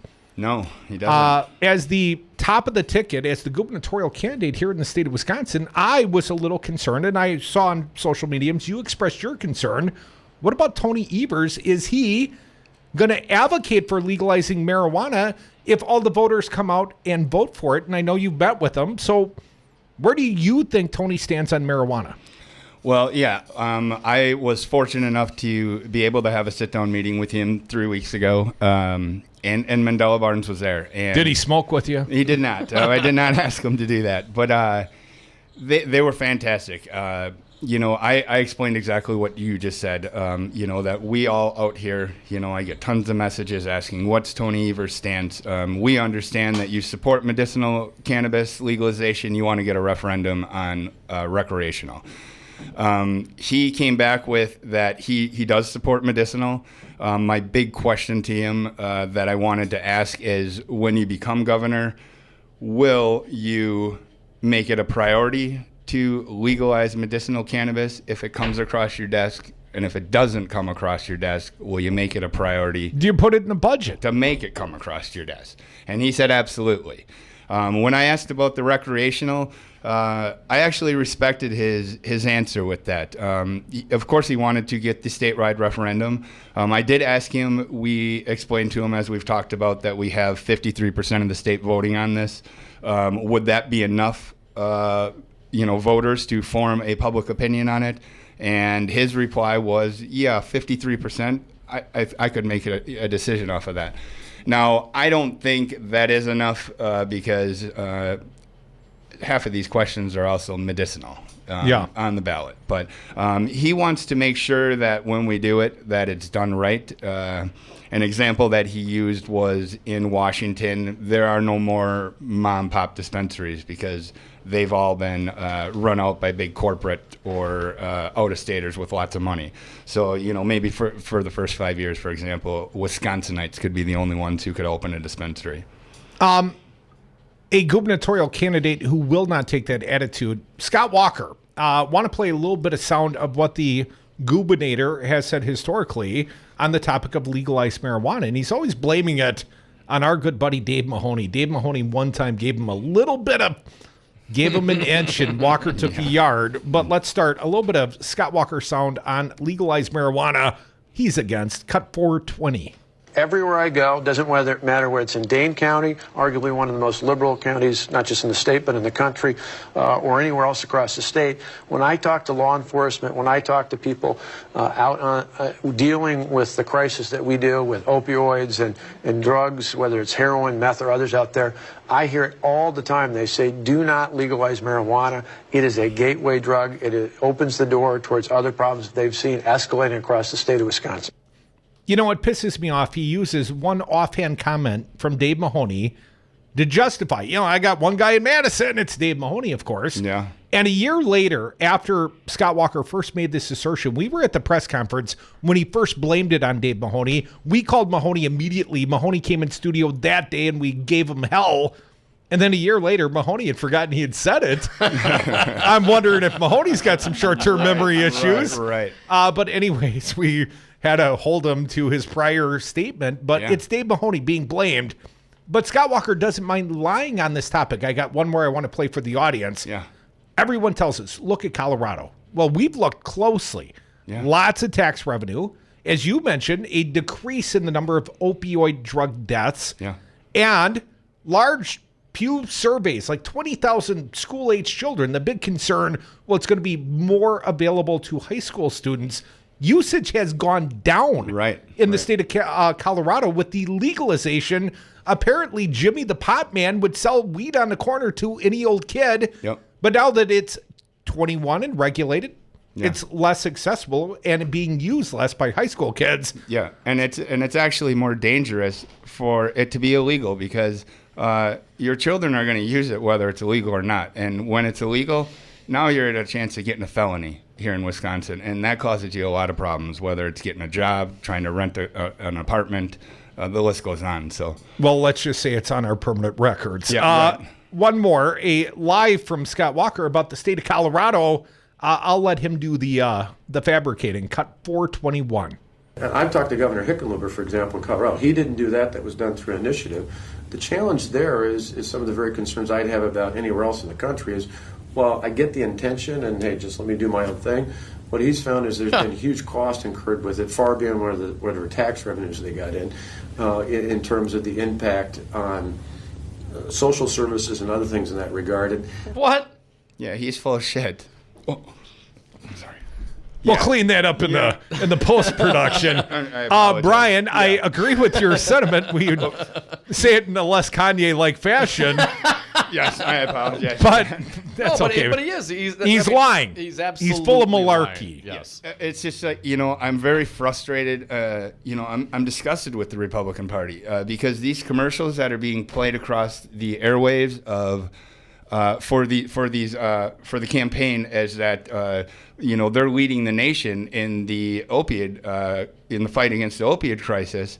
And in my opinion, you're lying to the state of Wisconsin to get public votes, and you're doing that at the cost of Wisconsinites' lives by playing that across the air. And Scott Walker, of course, headed up the Republican Governors Association, and while the head thereof accepted a big ass cash donation from the legal marijuana industry. Yes, sir. I actually Googled that just a few days ago, and both Walker and Schimmel, receive campaign funds. No, let's not forget former Speaker of the House John Boehner is now on the board of a big marijuana organization. Yeah, I think he's maybe the president or vice president of it. Yeah. Folks, you're listening to the Devil's Advocates radio show on Real Resistance Radio. Brian Seamonson, Deputy Director of Madison Normal, joins us in studio. Let's start with Tony Evers.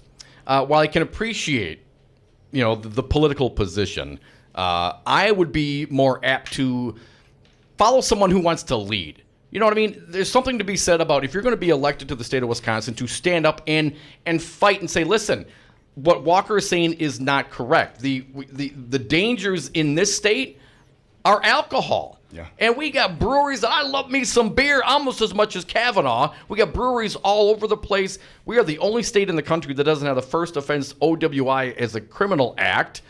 And it just seems like this is an opportunity for Evers or any other Democrat to stand up and say, listen, we need to lead on this issue. We need to educate people on this issue because when Walker stands up and conflates marijuana with opioids, heroin, meth, gateway drug, and all those sort of things out there, et cetera, et cetera. Number one, you're not even in the same ballpark. The Schedule I drug is a bunch of BS. This is reefer madness, and to have anybody who knows anything about the studies of alcohol, nicotine, and marijuana to stand up and try to equate these things is just so monumentally disingenuous. I cannot believe that people still follow them. What are your thoughts on politicians leading on this issue, not waiting for referendums to come through?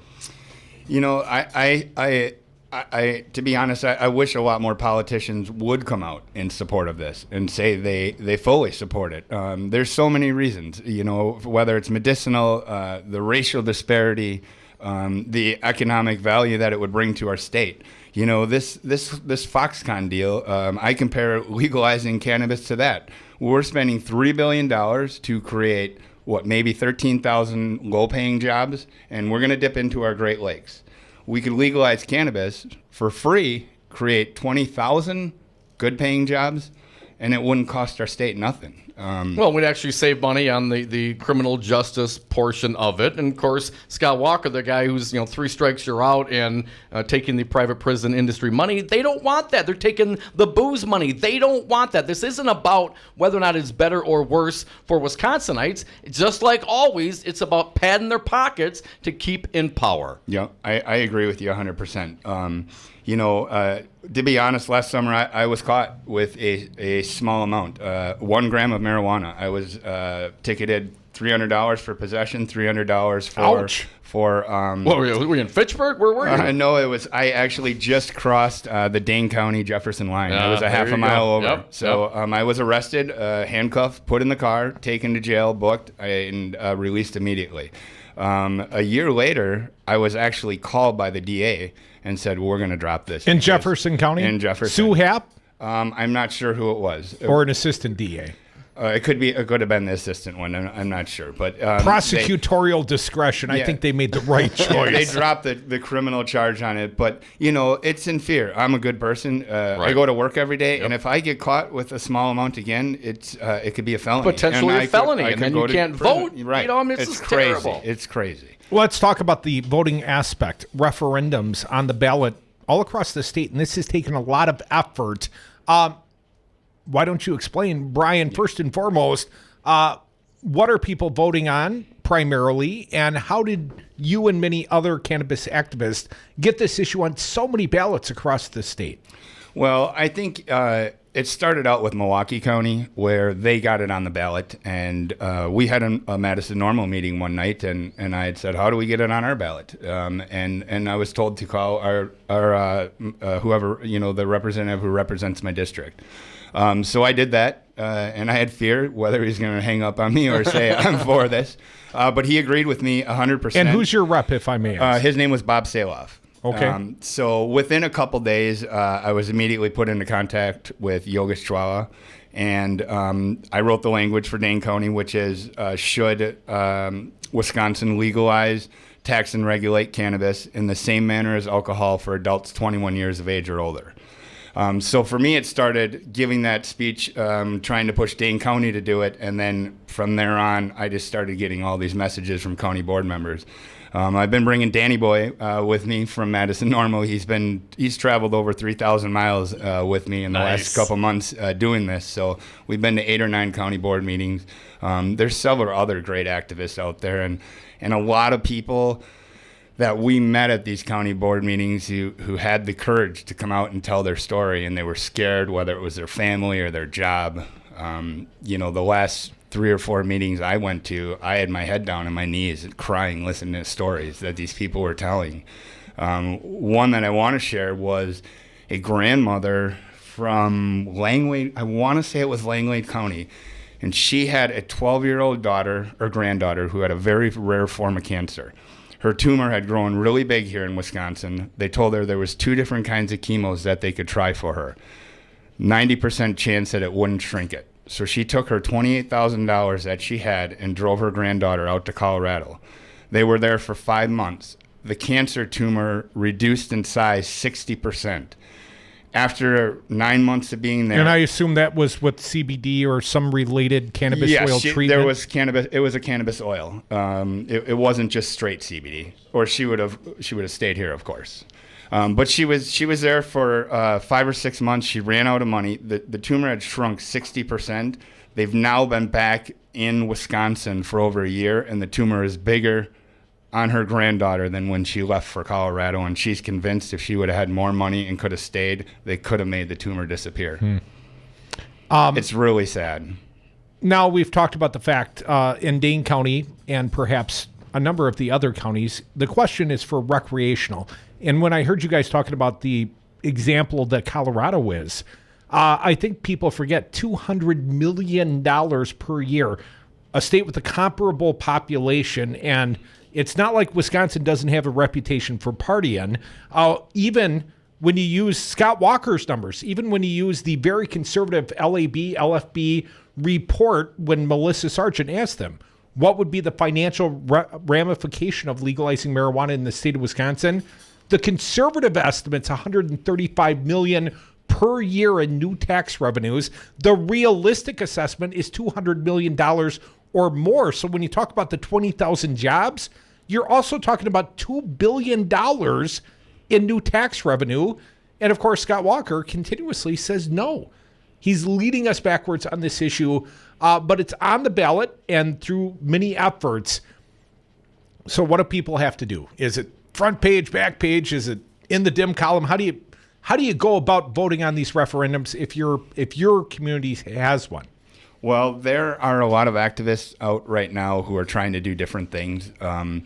There are some who are printing out flyers that on the front of it will say, vote yes on cannabis, November 6th, and on the back give a little bit of information. I know there's one gentleman who went around and him and 2 other guys passed out 2,000 of them last weekend. I would suggest perhaps putting them on rolling papers. Yeah, some zigzag. We are thinking about printing up some flyers and getting people to go around to local colleges. We think that would be a good target area for voters. Danny Boy and I went down to the Rise and Shine morning show in Milwaukee maybe a week ago and did an interview down there. And afterwards, we had went into a sub shop, and there was 4 or 5 guys working, and they had seen the normal shirt, and they, very, very supportive. And then, of course, we talked to them about the referendum, and they had no idea they could vote on it. But they were super excited, and I know those at least 4 of those 5 guys are going to go vote on it, including one of their mother. They were really excited. So that's the big problem, is I don't think a lot of people know about it. And at a normal meeting we had on Monday night, we came up with, we think people power billboards are a effective way to get attention at big intersections. So we made a post about anybody around the counties, go take a picture of you standing at an intersection, we'll make you a free member and send you a shirt. So, well, and our friends here at Milwaukee Normal have asked right here at Real Resistance Radio that we run public service announcements, and we're going to do so. Awesome. Yeah, we appreciate that. That's whatever we can Got to do. get the word out, right? People aren't going to vote if they don't know it's on the ballot, but for those that want to specifically make their opinions known, I mean, this is the way. Yeah, and we can't make change if we don't go and vote. And I take it back to the primaries. I was a big supporter of Mike McCabe, and he actually, you and I both, brother, but keep going. Yeah, he actually changed my mind in politics. I haven't actually cared much about it my whole life until I met that guy, and he was the first politician I actually believed was in this for the good of Wisconsin. He wasn't in this for fame or money. And when we had the primary come up, I actually had at least 50 people private message me and say, hey, I voted for McCabe. And they voted on that one, and they voted for him for that one specific reason. So, well, if he'd only had about 200,000 more, right, we wouldn't wonder whether or not the Democratic gubernatorial candidate was pro-marijuana or not. I am convinced Tony Evers is legalized medicinal marijuana. I wish he would more stridently advocate for legalize all marijuana. Right. At least for adults. Yes, sir. It's a freedom issue. I agree with that, and especially with, we have Michigan, our neighbor voting this year on recreational, and we have Illinois, also voting on it. So if those 2 become legal. Brian Seamonson, I'll be taking lots of trips to the UP. Deputy Director, Madison Normal, thank you so much for coming in and talking about the legalized Wisconsin referendums. Vote yes! Yes, get out and vote. Yes. Vote green.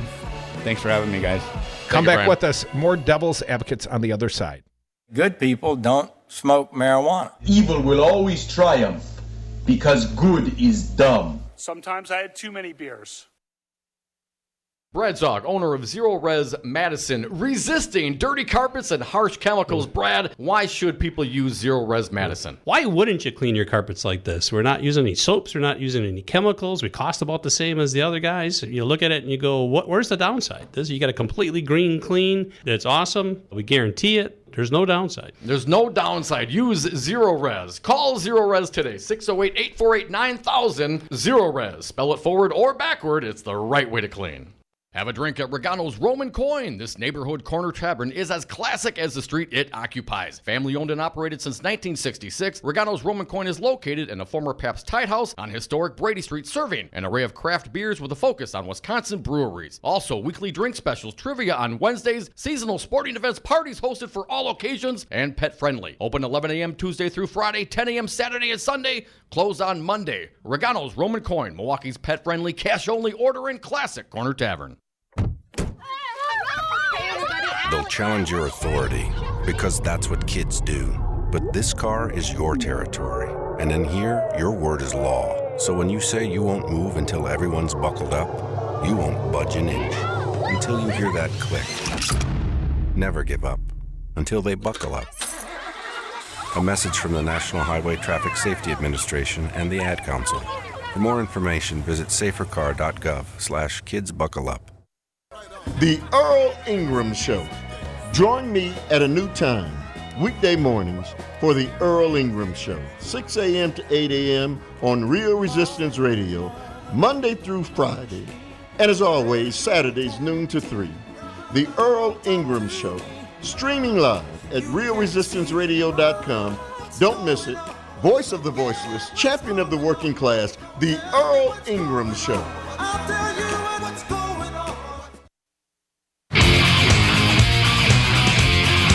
60% of the time, they're right every time. Dom and Krutz are the Devil's Advocates. And we are back. Thank you for listening to the Devil's Advocates radio show live on Real Resistance Radio, streaming on YouTube and Facebook, on Twitter at Devil Radio, and the party line's always open at 844-967-2789. Dominic, want to thank our most recent guest, to find one indeed, a cannabis activist, Brian Seamonson, Deputy Director, Madison Normal, and his pal, Danny Boy. Kind of feel like we've been cheating on Eric Marsh from Milwaukee Normal a little bit. Eric Marsh and I are in constant communication. All right, good. We're going to roll out some PSAs right here on Real Resistance Radio, and Danny Boy, sort of the strong silent type. Vote yes. This is such a no-brainer, and I'm so tired of politicians lying to us to stay in power. This is so unnecessary. The entire country of Canada is going legal. The whole friggin' country. Oh, Canada. I'm starting to like Canada a little bit more. You know, Windsor's south of Detroit. We'll see how the midterms go. Windsor is South Detroit. 844-967-2789. I don't like Canada. It's freezing cold. Yeah, but it's green. Jim from a truck, you are next on the Devil's Advocates. Thanks for calling. What do you got today? Hey, Jim. Oh, we just lost Jim. All right, Jim. Call us back. 844-967-2789. Jim must have driven out of the signal and was just calling in to listen to the show, didn't want to use his data minutes. Right.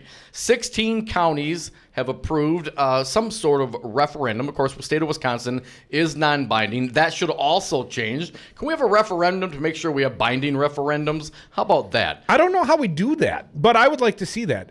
You could change the Wisconsin Constitution, but that would take 2 legislative sessions and the vote of the Wisconsin people, and I'm not clear with divided governance. I don't know if Robin Voss is going to be down for legalized marijuana, although it was one of his constituents that got the CBD law changed, but the young girl, and I'm sorry I don't remember her name, but the young girl died waiting, not for the law to pass, but for the ability to actually get the CBD. CBD. Yeah. And now you can get CBD in the state of Wisconsin, and I feel like the John Nygrens of the world. You know, John Nygren, whose daughter Candy has been the poster child for opioid abuse in the state of Wisconsin. He's the co-chairman of the Joint Finance Committee. And John, pretty funny guy, decent guy, seemingly, for my interactions with him. He would say marijuana, gateway drug. It's a bad thing. BS. Alcohol is worse than anything. Unless you choose to ban alcohol, you prohibitionist, you're a hypocrite. I will always take any of you righties. Drink your scotch or your whiskey or your beer. I know you like beer. You have one drink for every bong hit I do, back to back, nonstop until somebody dies. I will win every single time. 16 counties representing 53% of the population, almost 3 million people will have the ability to let their thoughts be known on the legalization of either recreational or medicinal marijuana. Vote yes.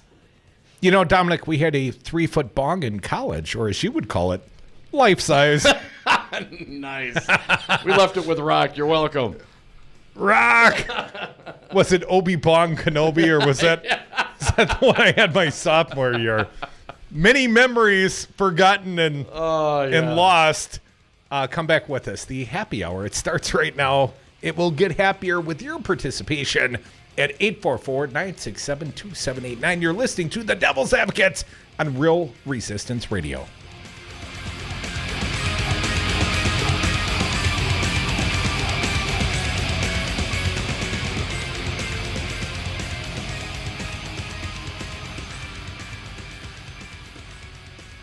I got a joint here, man. I've been saving for a special occasion. No, I'm going to stay for a while. How about that? Freedom. JWK Management has many apartments available on the east side of Milwaukee. Currently, there's an opening just above Campali Restaurant overlooking historic Brady Street. 3 bedrooms, 1.5 bath with 1,500 square feet, a large kitchen, pantry, and main living space. Free washer and dryer in the building and off-street parking is available. For more information, call 608-729-1810. For your new apartment, call 608-729-1810. I'm Andy Buck, Field Representative with Painters and Allied Trades of Wisconsin. It's an issue that brings constant challenges for building contractors. How to find qualified painters, glazers, and drywall finishers. IUPAT knows what you want. A professional job performed by skilled workers who care about safety, training, and finishing strong. Workers who are reliable and ready on demand. Let IUPAT provide the people power that you need. You'll feel confident the job is finished right. Connect at IUPATDC7.com and finish strong. You are listening to Real Resistance Radio, WRRD 1510 AM Waukesha and WTTN 1580 AM Columbus. Always streaming at realresistanceradio.com. Devastating aftermath, stocks dive. I'm Barbara Cusack. Hurricane Michael's ground zero, Florida's Mexico Beach, where correspondent Brian Todd says rows of beachfront homes are lost. From the air, Mexico Beach is a wasteland. Homes and businesses around this Florida Gulf Coast city took the brunt of the storm, obliterated by winds as high as 155 miles per hour. In some areas, nothing is left but a concrete slab.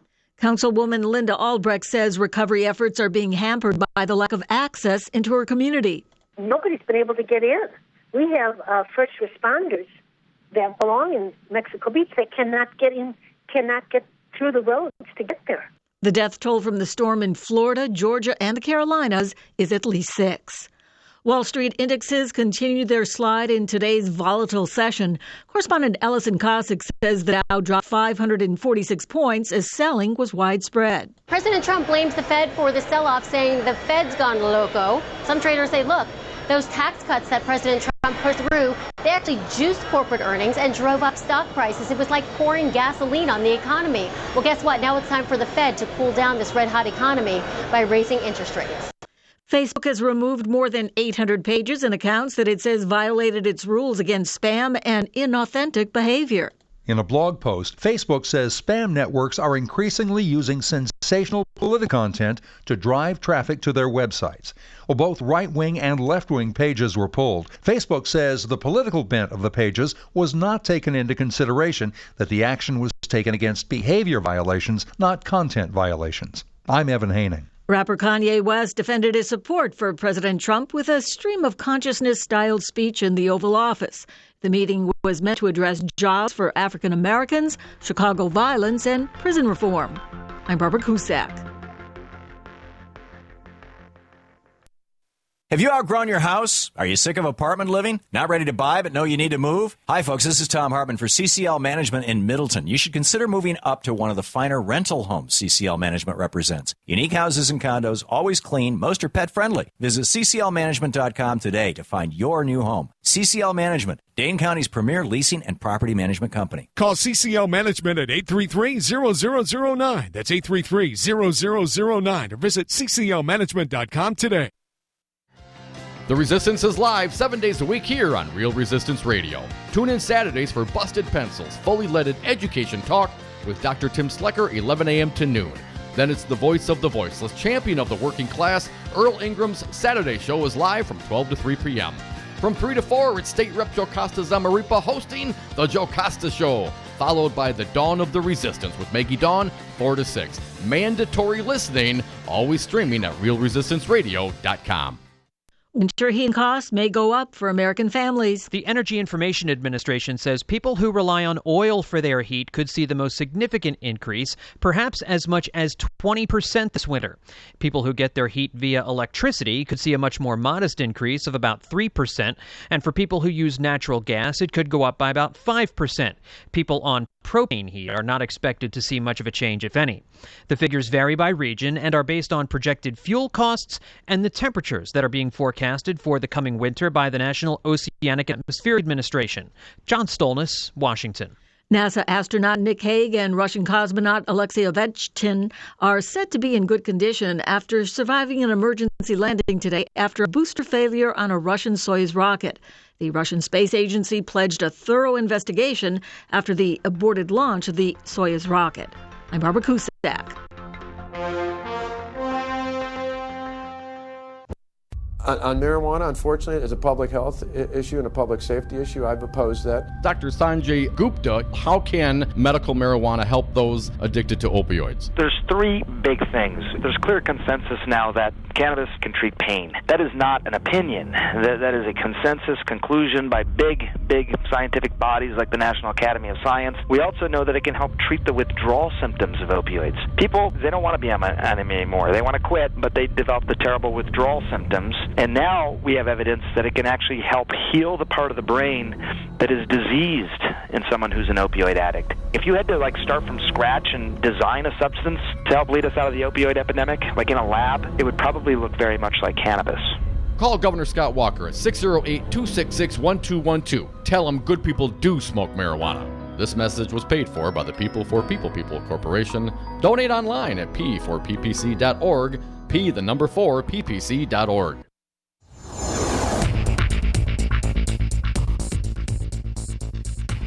For Real Resistance Radio, my name is Keith Gosted. The U.S. Senate voted on Tammy Baldwin's bill yesterday to stop the Trump administration from allowing junk health insurance policies back on the market.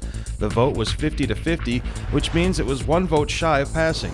In addition to denying coverage to people with pre-existing conditions, the policies have other restrictions, including one policy sold in Wisconsin that doesn't cover hospital care on Fridays and Saturdays. In her floor speech yesterday, Senator Baldwin said these short-term policies are, quote, cheap for a reason. They do not provide essential health benefits like hospitalization, prescription drugs, and maternity care, end quote. Thursday, mostly cloudy with gusty winds today, highs in the upper 40s tonight, partly cloudy and breezy, lows in the mid-30s. Friday, partly sunny with highs in the mid-40s. For Real Resistance Radio, I'm Keith Gosted.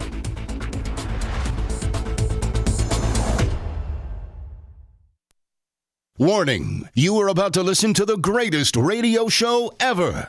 And due to contractual obligations and to shield our airwaves' corporate licensees from any semblance of liability, responsibility, and gullibility, we must tell you the views represented on this show are not necessarily those of this station or its management. This radio show contains differing points of view on current political topics, and due to the nature of its contents, it should be heard by everyone. Thank you for listening. 3, 2, 1.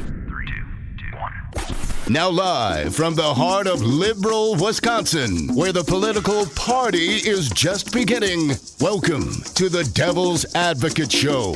Best friends proving it's never personal, only politics. Please allow me to introduce myself. Now here are your hosts, Dom and Crute.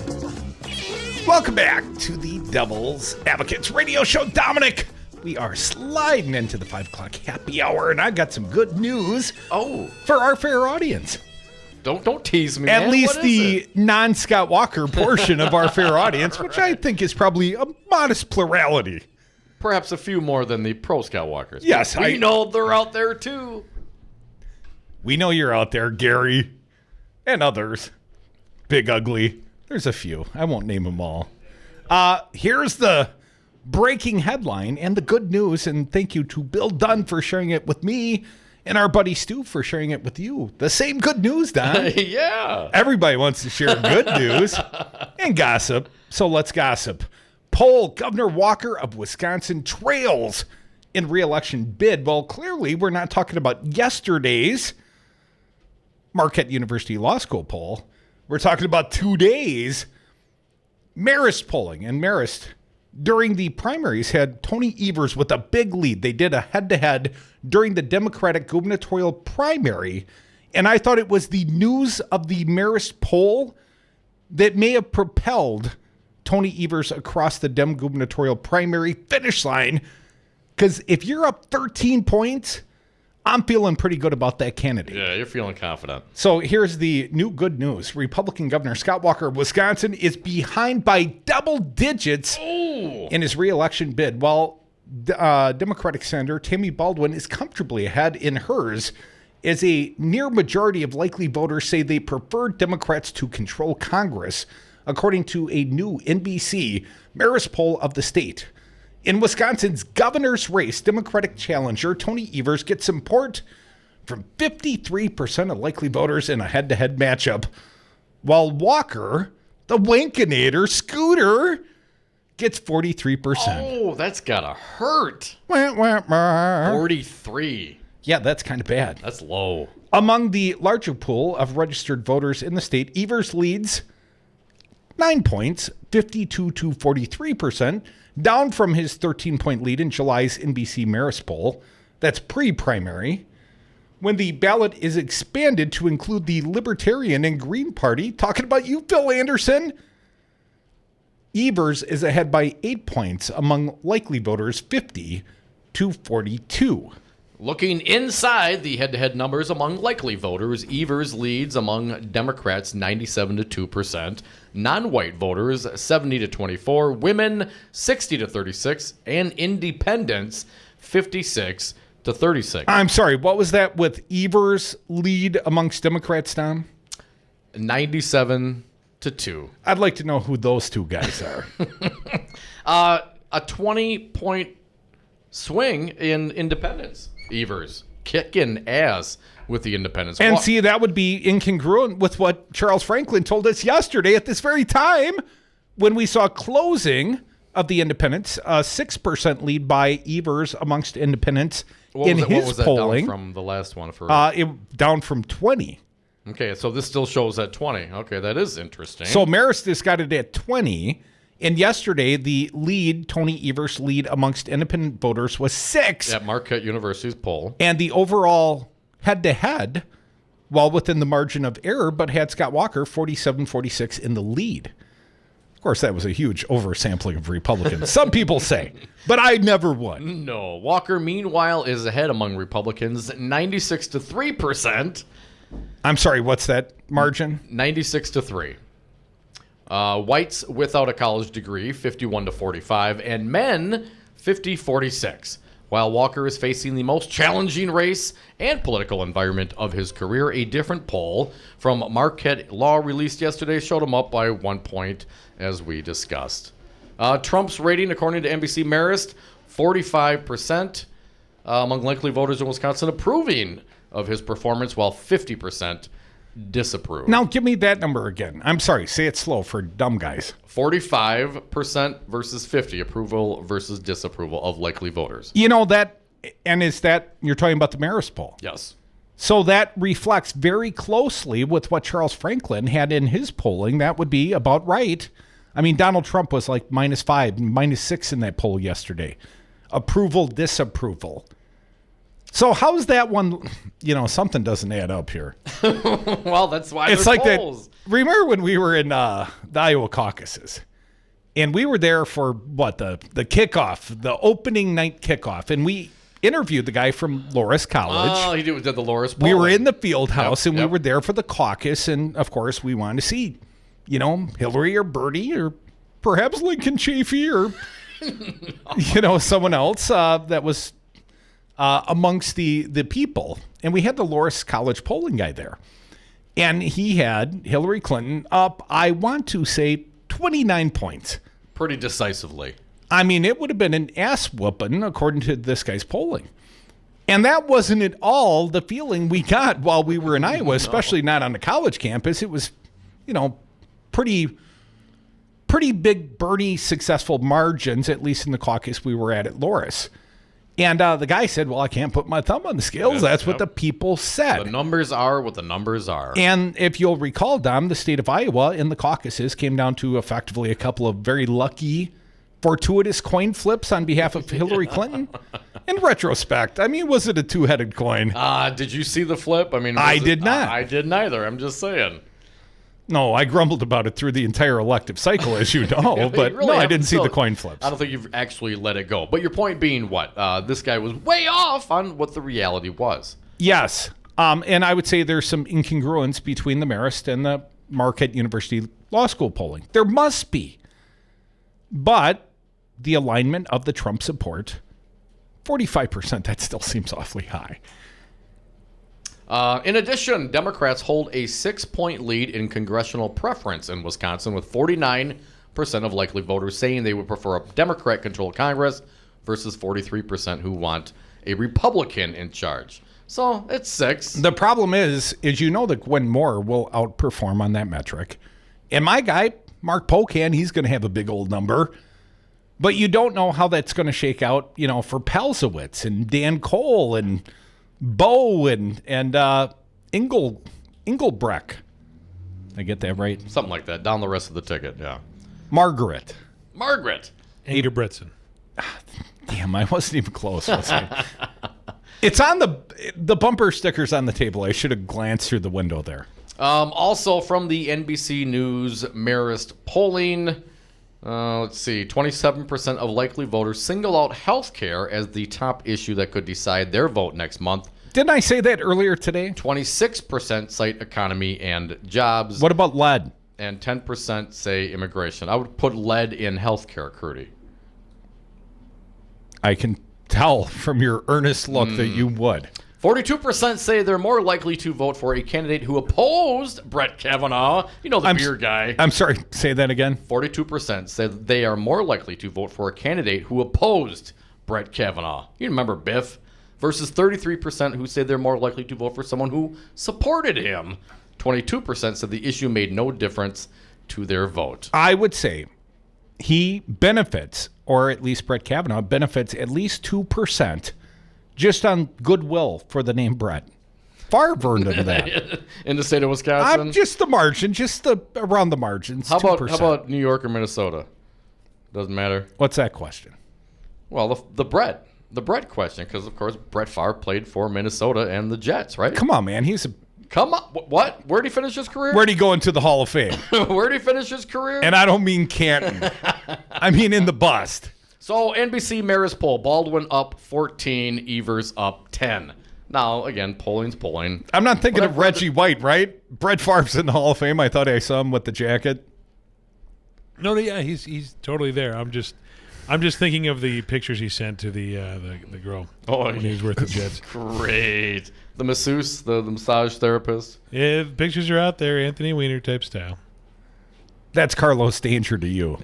Could be Brett Kavanaugh for all we know. Remember, there is now an investigation into the Supreme Court justice as ordered by his boss, the head of the court, Roberts. Who sat on it through his confirmation process. Now, do you find this problematic? We didn't really have a whole lot of time to get into it with Mr. Santelle, but what? How do you not push that forth through immediately?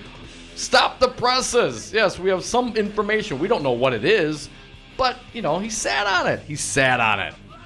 Full transparency. He sat on it until after the confirmation, and then you do an out-of-circuit investigation, and I will readily agree. I don't really know what's going on there, but I like the headline. I'm a pretty liberal guy.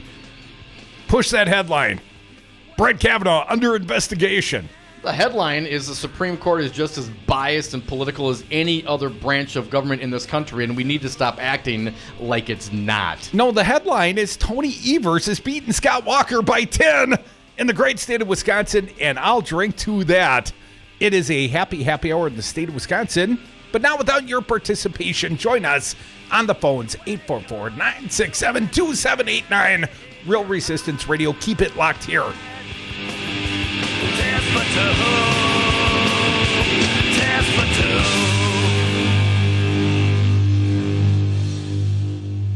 I liked beer.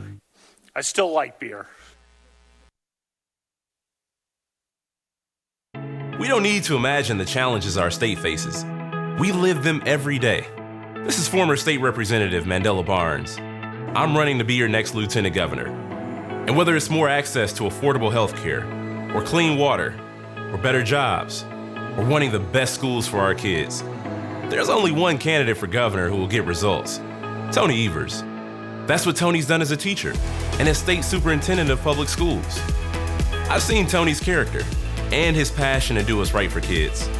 I've seen Tony Evers listen to the concerns and problems of people around the state, and I've worked with him to find solutions to those problems.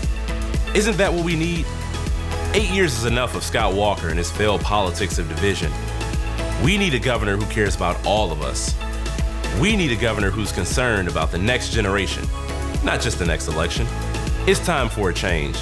That's why Tony for Wisconsin paid for this ad.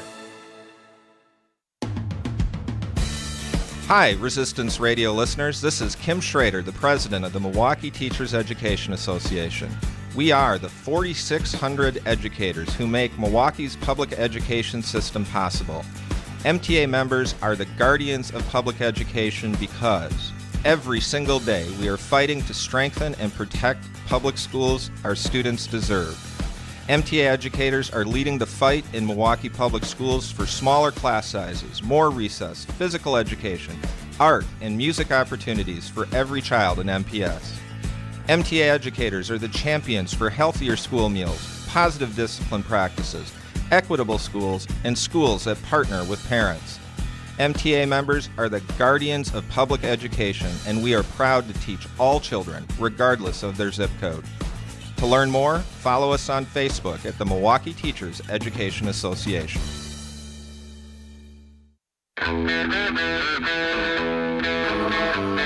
The Devil's Advocates. We drink when we toast when we drink. And we are back. Thank you for listening to the Devil's Advocates radio show, streaming live on YouTube and Facebook. On Twitter at Devil Radio, and the party line is always open for our fair audience at 844-967-2789. Dominic, a very small confession. What? I talk a good game, but I don't love beer. I know. I don't know. Usually it's more like I tolerate beer. I can enjoy up to 2 if it's a beer that's very much to my preference. Think Spotted Cow. I can drink like 2 Spotted Cow. What, come on, man. What are it, Summerfest or some festivals where they only have beer? Choke it down if necessary, but not gleefully, not with love. So when I say toast one, I'm drinking my green rocket fuel. Oh, God. I know it's bad for me, too. It's terrible. You're better off drinking beer than Diet I'm better Mountain off drinking Everclear than this stuff. Right. This is Mountain Dew, or a product similarly saccharin. You could switch it up anytime, man. Just snap over. I don't know. I mean, you and I drank exactly the same thing, and I'm not here to endorse alcohol, but we've drank our fair share. We've done our part. We've kept the Tavern League open. But we used to get exactly the same thing when we ordered. And I was a double, and you were a double, and we had the same cola mixer with our spiced rum. Got a little captain in us. And then suddenly, you changed. A tiger changing its stripes. Well, I was going to say spots, but I'm thinking, well, tigers don't have spots. No, I just, it's the soda, and not now. Of course, I had a soda today, but I try to stay away from the soda. So I just switched to tequila, and then discovered Scotch and bourbon. But how does one just switch to tequila? Yeah, there's a short transition period where you acquire the taste. Buddy, if I don't like beer, I can. I mean, I can smell the tequila on your breath some days and just. Oh, come on! I'm talking 10 in the morning, people. You're too sensitive, man. Are you from Wisconsin? My favorite beer, my favorite of all time, Free. My second favorite, Cold. Free cold beer. We live in Wisconsin. I drank way too much cold, bad beer in college. Were you like a Bartles and James guy in high school? No, coolers? I didn't drink in high school, believe it or not. Just smoking that weed. Not as far as I'm going to admit right now. 844-967-2789. Offer me a cold one, I might, but it's got to be some other than that beer, not to my taste. Betsy. I would drink a Spotted Cow right now. Aw, just take what you got. Enjoy. I can't do that. I'm not a settler like you. Betsy, welcome back to the Devil's Advocates. What do you got today? Hey, guys. How are you today? Awesome. Excellent, Betsy. Good. So are we talking about Brett Kavanaugh? Is he being investigated? If you want to, but it would go down better with the beer. I like beer. I still like beer, Betsy. Do you like beer? Oh, my God, you guys. I can't drink anymore. I'm one of those who crossed over the red line. Hey, that's all right. I can't. I'm one of those. Good for you. Yeah. Well, it's not really a choice. It was either that or... Well, it's always a choice. Some people, they don't. If people get into it, they do it to death. And if some people, it doesn't roll with them, then you make the adult decision Some and people don't drink it. want a six-pack of hams at the foot of their coffin. Well, I have to tell you, I lost a brother through alcoholism. Yeah, I'm sorry to hear that, Betsy. It's a serious disease. Now, how many relatives have you lost to overdosing on marijuana, Betsy? Not a one. Not a one. I can't think of. It should have been me probably, but no, I haven't kicked it yet. No, in fact, I say legalize it, decriminalize it. I really believe in marijuana. I think it's, I'd love to give it to my mother. What if but it wasn't do that. socially stigmatized? What if it wasn't illegal? Like we're talking about beer up here, like it's no big deal. And I don't even like beer. I like beer. I still like beer. I'm not anti-beer. I'm just not a big fan of beer for the most part. But marijuana, I like it just fine. And I wish I didn't have to feel like, somehow less. If my wife's got this on in the car right now, I'm hoping she's got the kids with the headphones on because, suddenly I'm a bad guy because Nancy Reagan told the kids in school once, just say no. But don't we have to, Betsy? Don't we have to lead? You know what I'm saying? I mean, my kids know that I drink beer. Is it so terrible if they accidentally turn on the radio and hear us talking about legalized marijuana? I mean, that is the adult thing to do. It's those Republicans that, don't talk about sex, religion at the dinner table, right? I really do believe that it's an issue we need to talk about because there is so much knowledge to medicinal marijuana. I mean, it's unbelievable. This is a miracle drug, if you ask me. Yeah. And the pharmaceuticals don't want it. Well, there we go. You can just grow it with the seed, And I mean, there is so much science to medicinal marijuana. Well, I was thinking I prefer something cloned myself, Betsy. Well, they still come with seeds, I think. There was a really nice lady on Tom Hartman, and she was really knowledgeable, and she's talking about how she's got Crohn's disease and how that helps her with her pain. Right.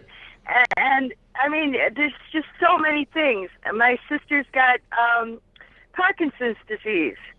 It helps her. I mean, there's a calming thing to it, and we do need to talk about it, and it should not be stigmatized, and it should not be a Schedule I narcotic. I mean, it's all about the money. Yep. And it really is. And it's time, Betsy. It's just time. It's happening. Canada's full legal. We got it on 16 counties here in the state of Wisconsin. But I can't have an honest conversation about marijuana with my physician without fear of losing my health insurance policy. Really? Well, I don't worry about it. I mean, what, am I going to fire me? Thanks for the call, Betsy. 844. But I'm serious. If you had an employer, yes, that is something. When it's illegal, I would hate to go into the doctor's office and do full disclosure. I'm like, HIPAA laws, man. They can't say anything. HIPAA laws, yeah. And Facebook's got security policies, and Google Plus was going to be my no social media page. And look what happened. It is perpetuated and it continues when we take the attitude that it is a bad thing. It is better than alcohol. It's certainly better than nicotine. And it should not be illegal. There's no scientific justification for it. For all of my, freedom-loving conservative friends, how can you have the hand of government telling you what to do, especially when it is a drug that is not nearly as dangerous as the ones that we already regulate and tax on a daily basis? What about the dues? Don't we need the dues? Don't we have a lot of Scott holes out there in the roads? What if we just took the money and filled the potholes with pennies? That'll work. Come back with us. More Devil's Advocates. Your calls always welcome here. 844-967-2789. Smoke them if you got them.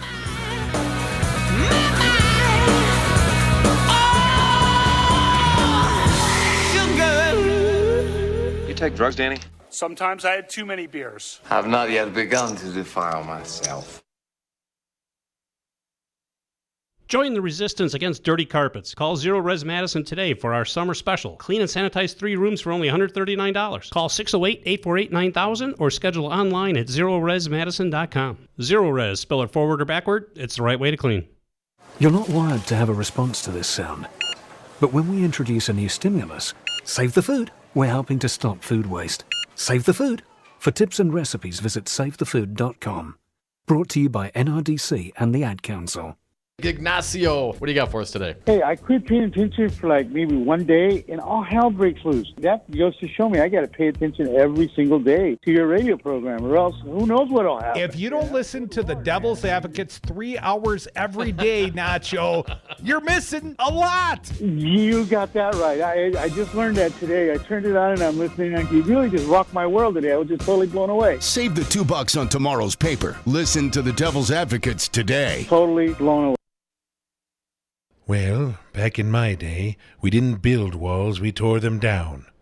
That's why I listen to Real Resistance Radio. What's a firewall?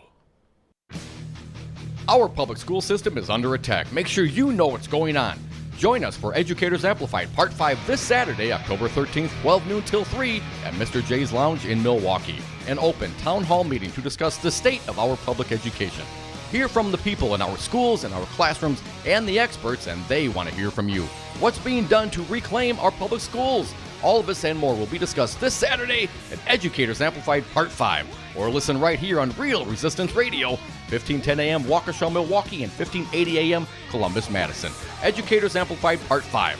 From the Earl Ingram Show, Tim Slecker's Busted Pencil Radio Show, Milwaukee Teachers Education Association, WEAC Region 7, Schools and Communities United, Citizen Action, AFT Local 212, and Real Resistance Radio.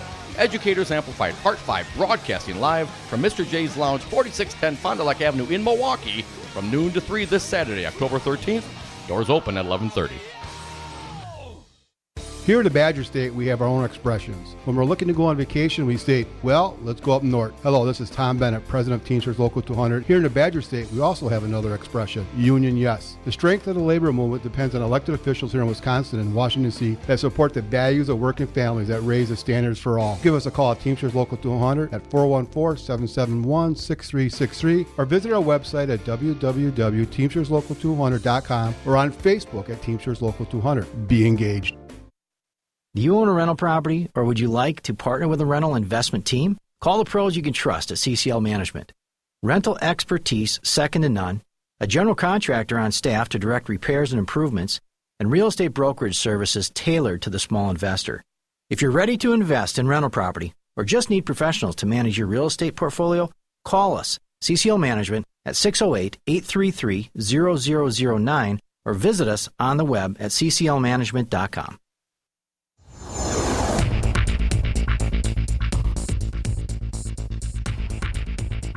For Real Resistance Radio, my name is Keith Gosted. Medical marijuana will be on the ballot for Waukesha voters on November 6th. The question for voters in Waukesha is, should cannabis be legalized in Wisconsin for medical purposes and regulated in the same manner as other prescription drugs? Marijuana questions are on the ballot in 18 locations around the state, including Milwaukee. The question for Waukesha voters is an advisory referendum, so it won't change the law on its own. But if voters pass a majority of the referendum questions, it could influence lawmakers to start making changes to state law. The U.S. Poet Laureate Tracy K. Smith is visiting Wisconsin this week. She's going to be in Door County tonight at 7 p.m. For Real Resistance Radio, I'm Keith Gosted.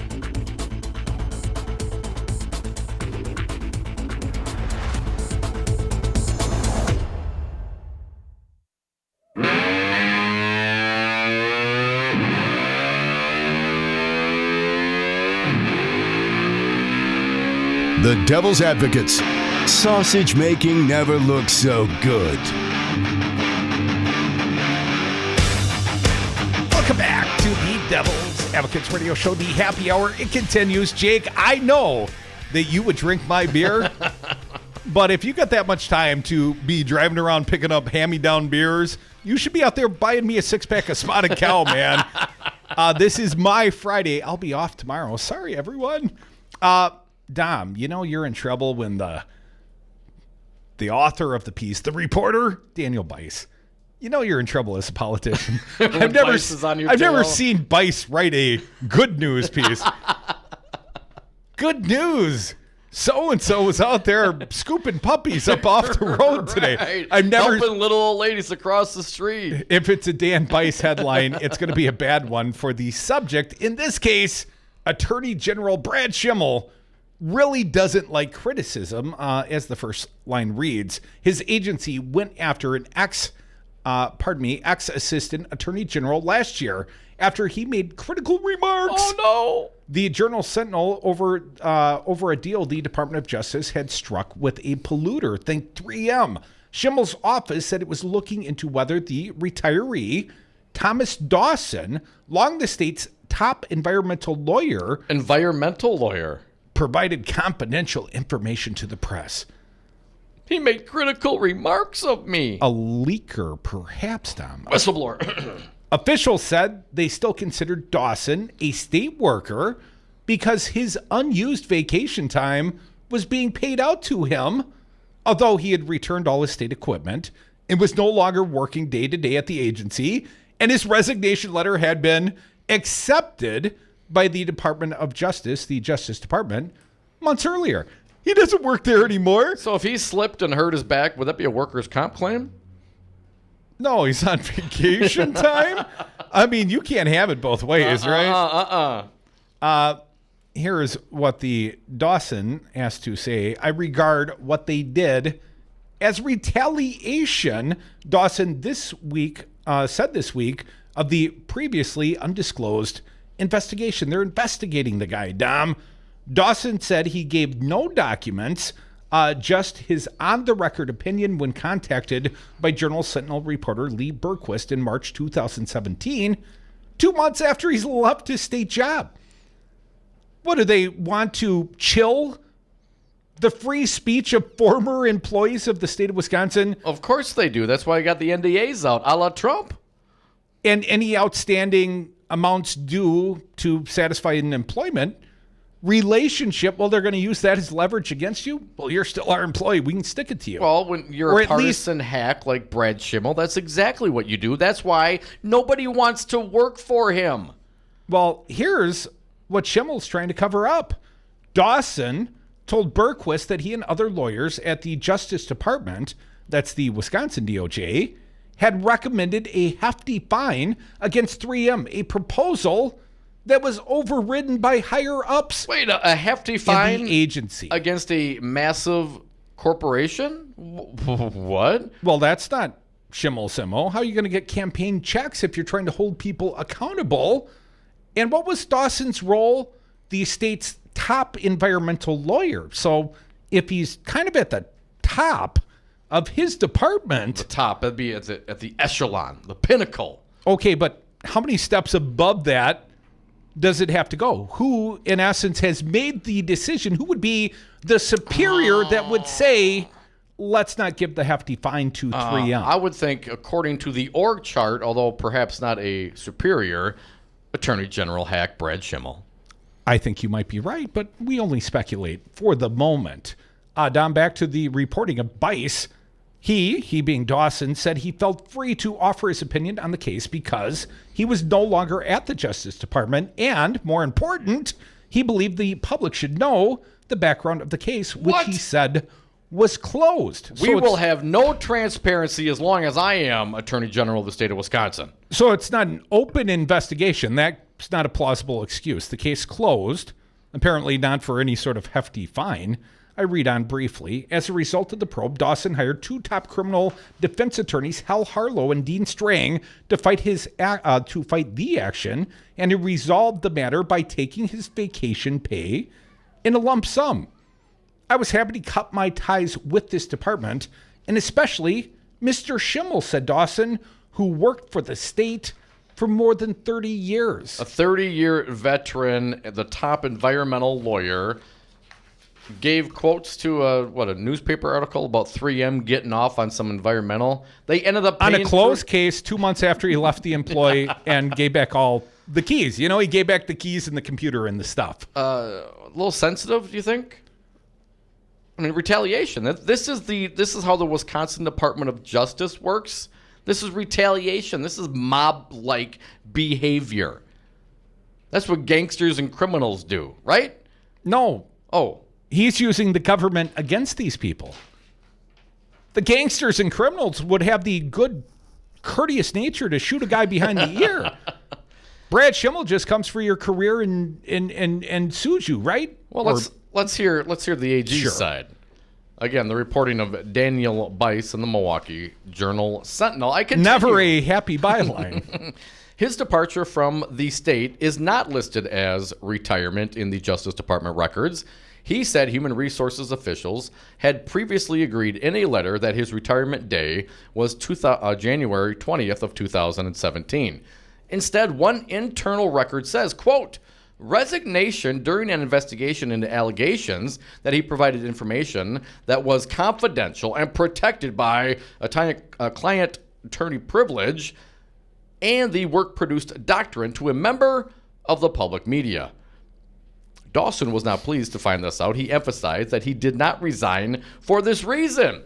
The information was included in a document provided in an open records request from Schimmel's office to a conservative news outlet. The Journal Sentinel turned up the information on the Justice Department website. The whole incident, Dawson said, is part of a larger issue at Schimmel's agency. Sounds like Schimmel's agencies has all sorts of issues. Crudy, I don't remember. Didn't a bunch of attorneys sign a letter endorsing Call saying they don't want Schimmel? He's not qualified. More like unfit, but please continue. Oh, okay. The information included a document provided in open records. I read that. The whole incident is part of a larger issue. He noted that current Justice Department employees are now required to sign non-disclosure agreements that bar them from revealing any confidential information about their work, not just during their time in office, but even after they leave the state. Ever. Good transparency there. How'd you like the job? Can't talk about it. Gotta kill you. There's a lockdown in this department on public information, said Dawson, who was one of 45 former DOJ lawyers who signed a letter opposing Schimmel's reelection bid.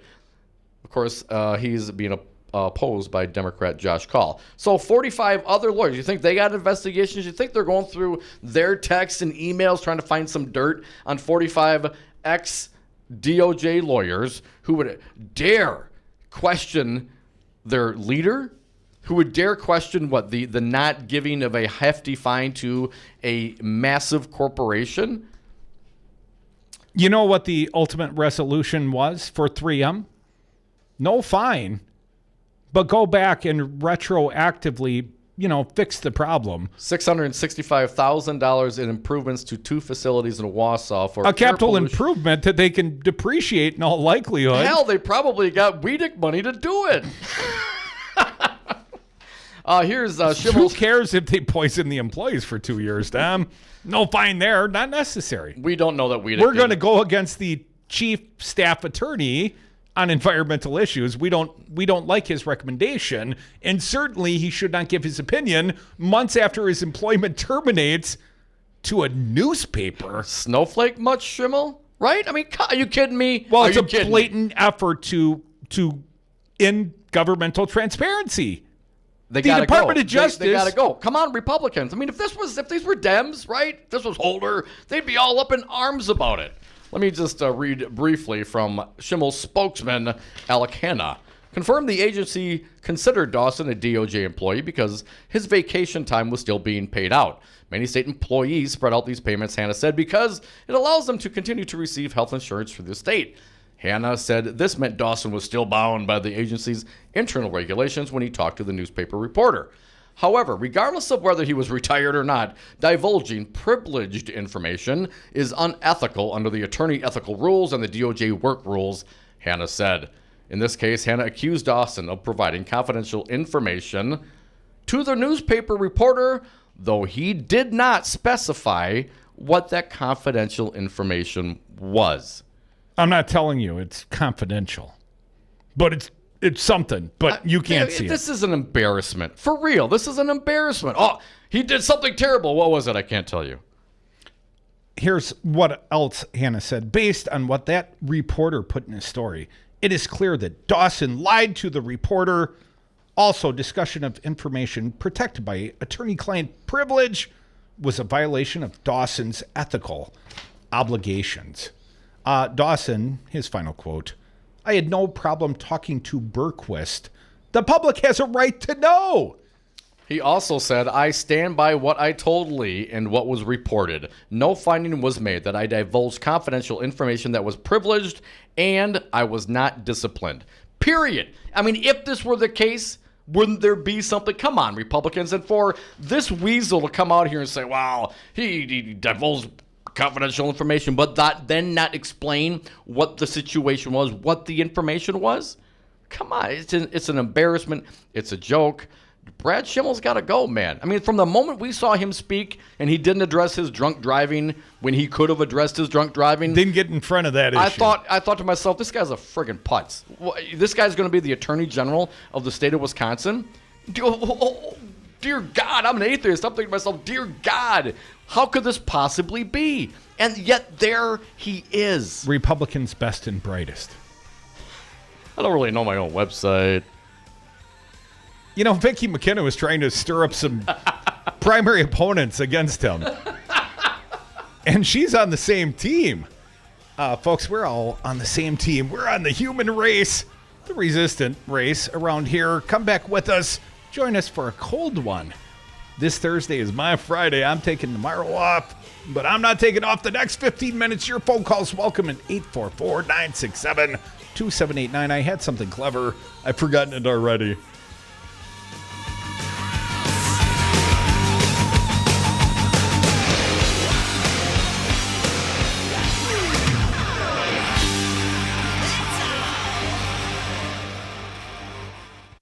I don't have a lot of expertise. I have people skills.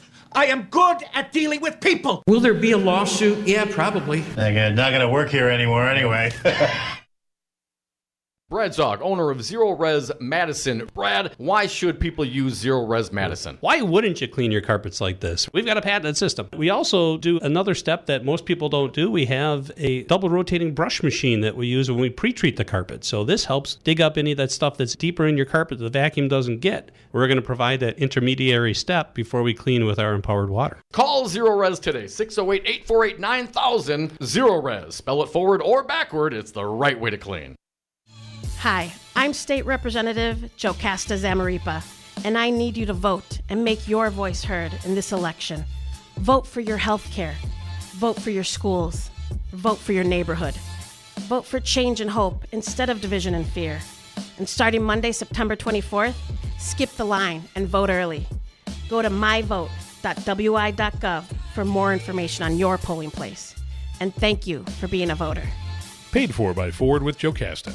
I'm Andy Buck, Field Representative with Painters and Allied Trades of Wisconsin. It's an issue that brings constant challenges for building contractors. How to find qualified painters, glazers, and drywall finishers. IUPAT knows what you want. A professional job performed by skilled workers who care about safety, training, and finishing strong. Workers who are reliable and ready on demand. Let IUPAT provide the people power that you need. You'll feel confident the job is finished right. Connect at IUPATDC7.com and finish strong. Tune in to Real Resistance Radio. Start your weekday off with the Earl Ingram Show from 6 to 8 a.m. Next, it's The Forum with Sherwin Hughes from 8 to 11. Then from 11 to 2, it's the Tom Hartman Program. At 2 o'clock, it's the Brian Kelly Show. Then from 3 to 6, it's the Devil's Advocates. Mandatory listening. Always streaming at realresistanceradio.com.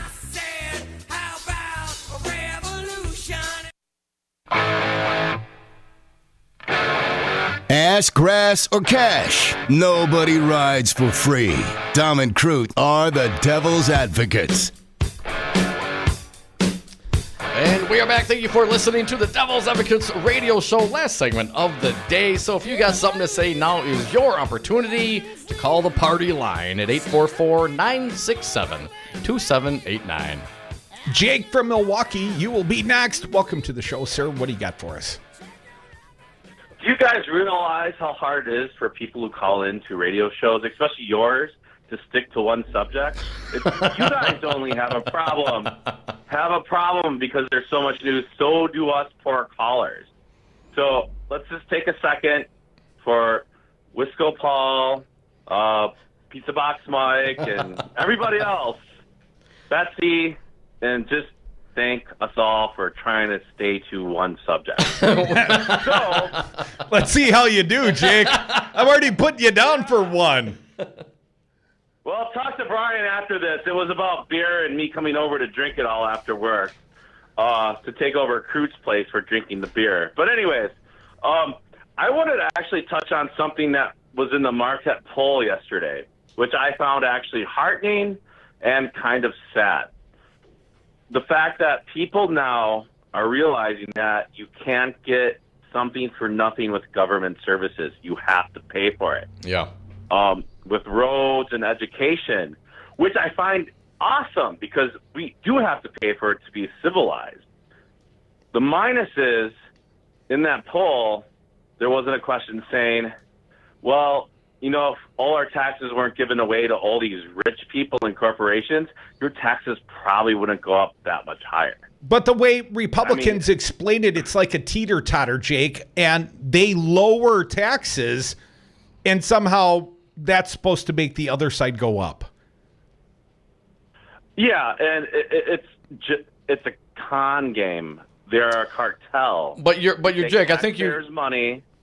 I think you bring up an excellent point, and we really did not address it with Charles yesterday.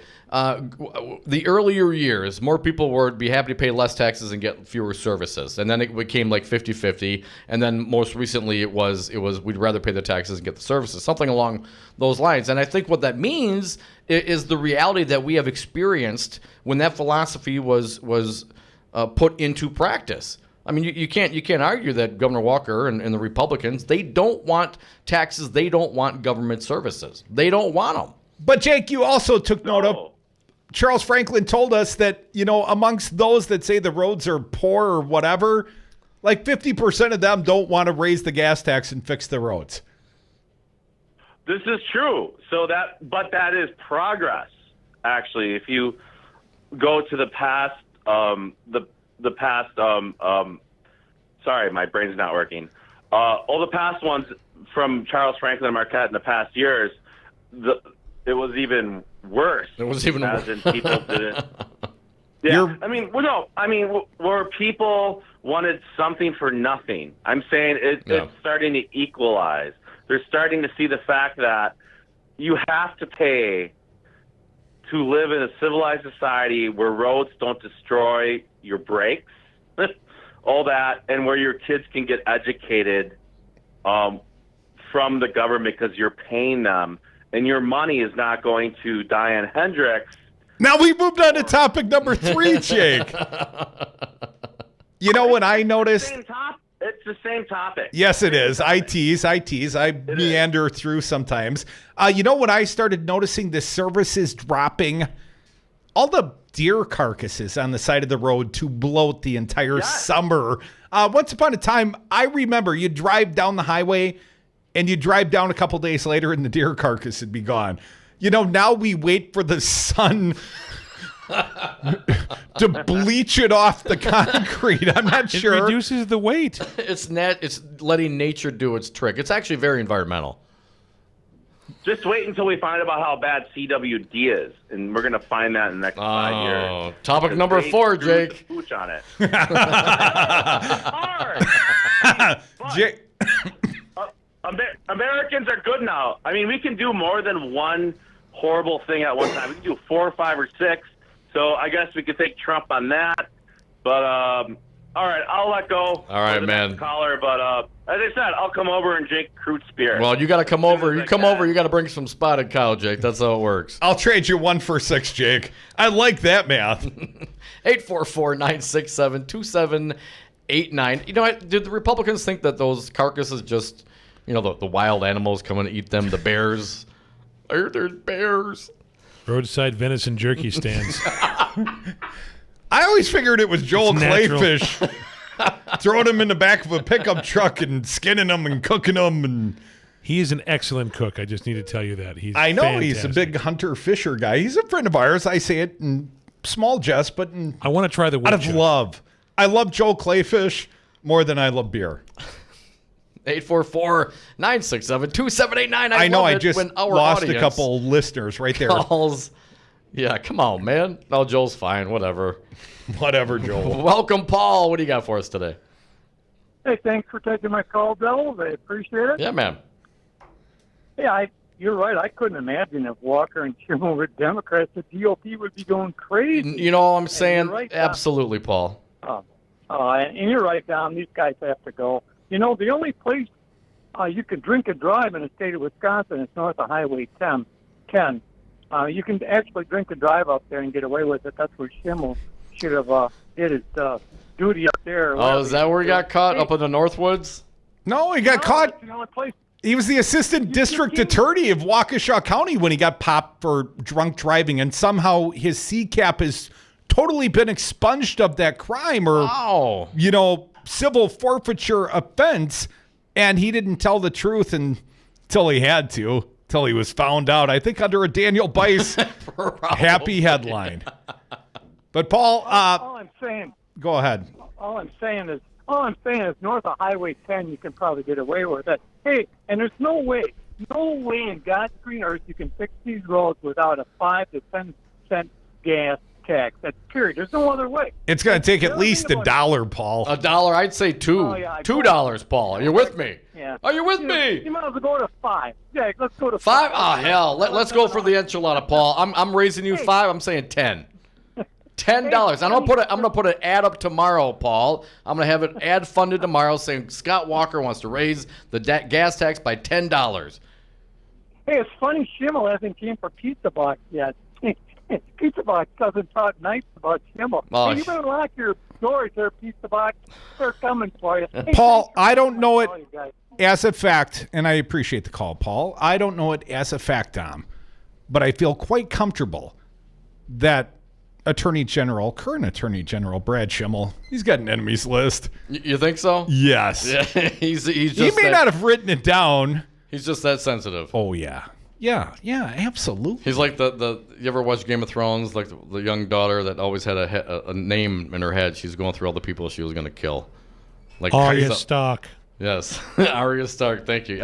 Something like that. Like mentally, he can't write it down because then you're busted. But he's well, for all we know, he wrote it down back of a cocktail napkin. Well, that's how they do it. I strongly suspect he's vocalized it to a few of the inner staffers. But can we not put these people on a pedestal? Like Trump and Kanye in the White House. I mean, whoever put Brad Schimmel? But because we talk of these, on a pedestal. We talk about these elected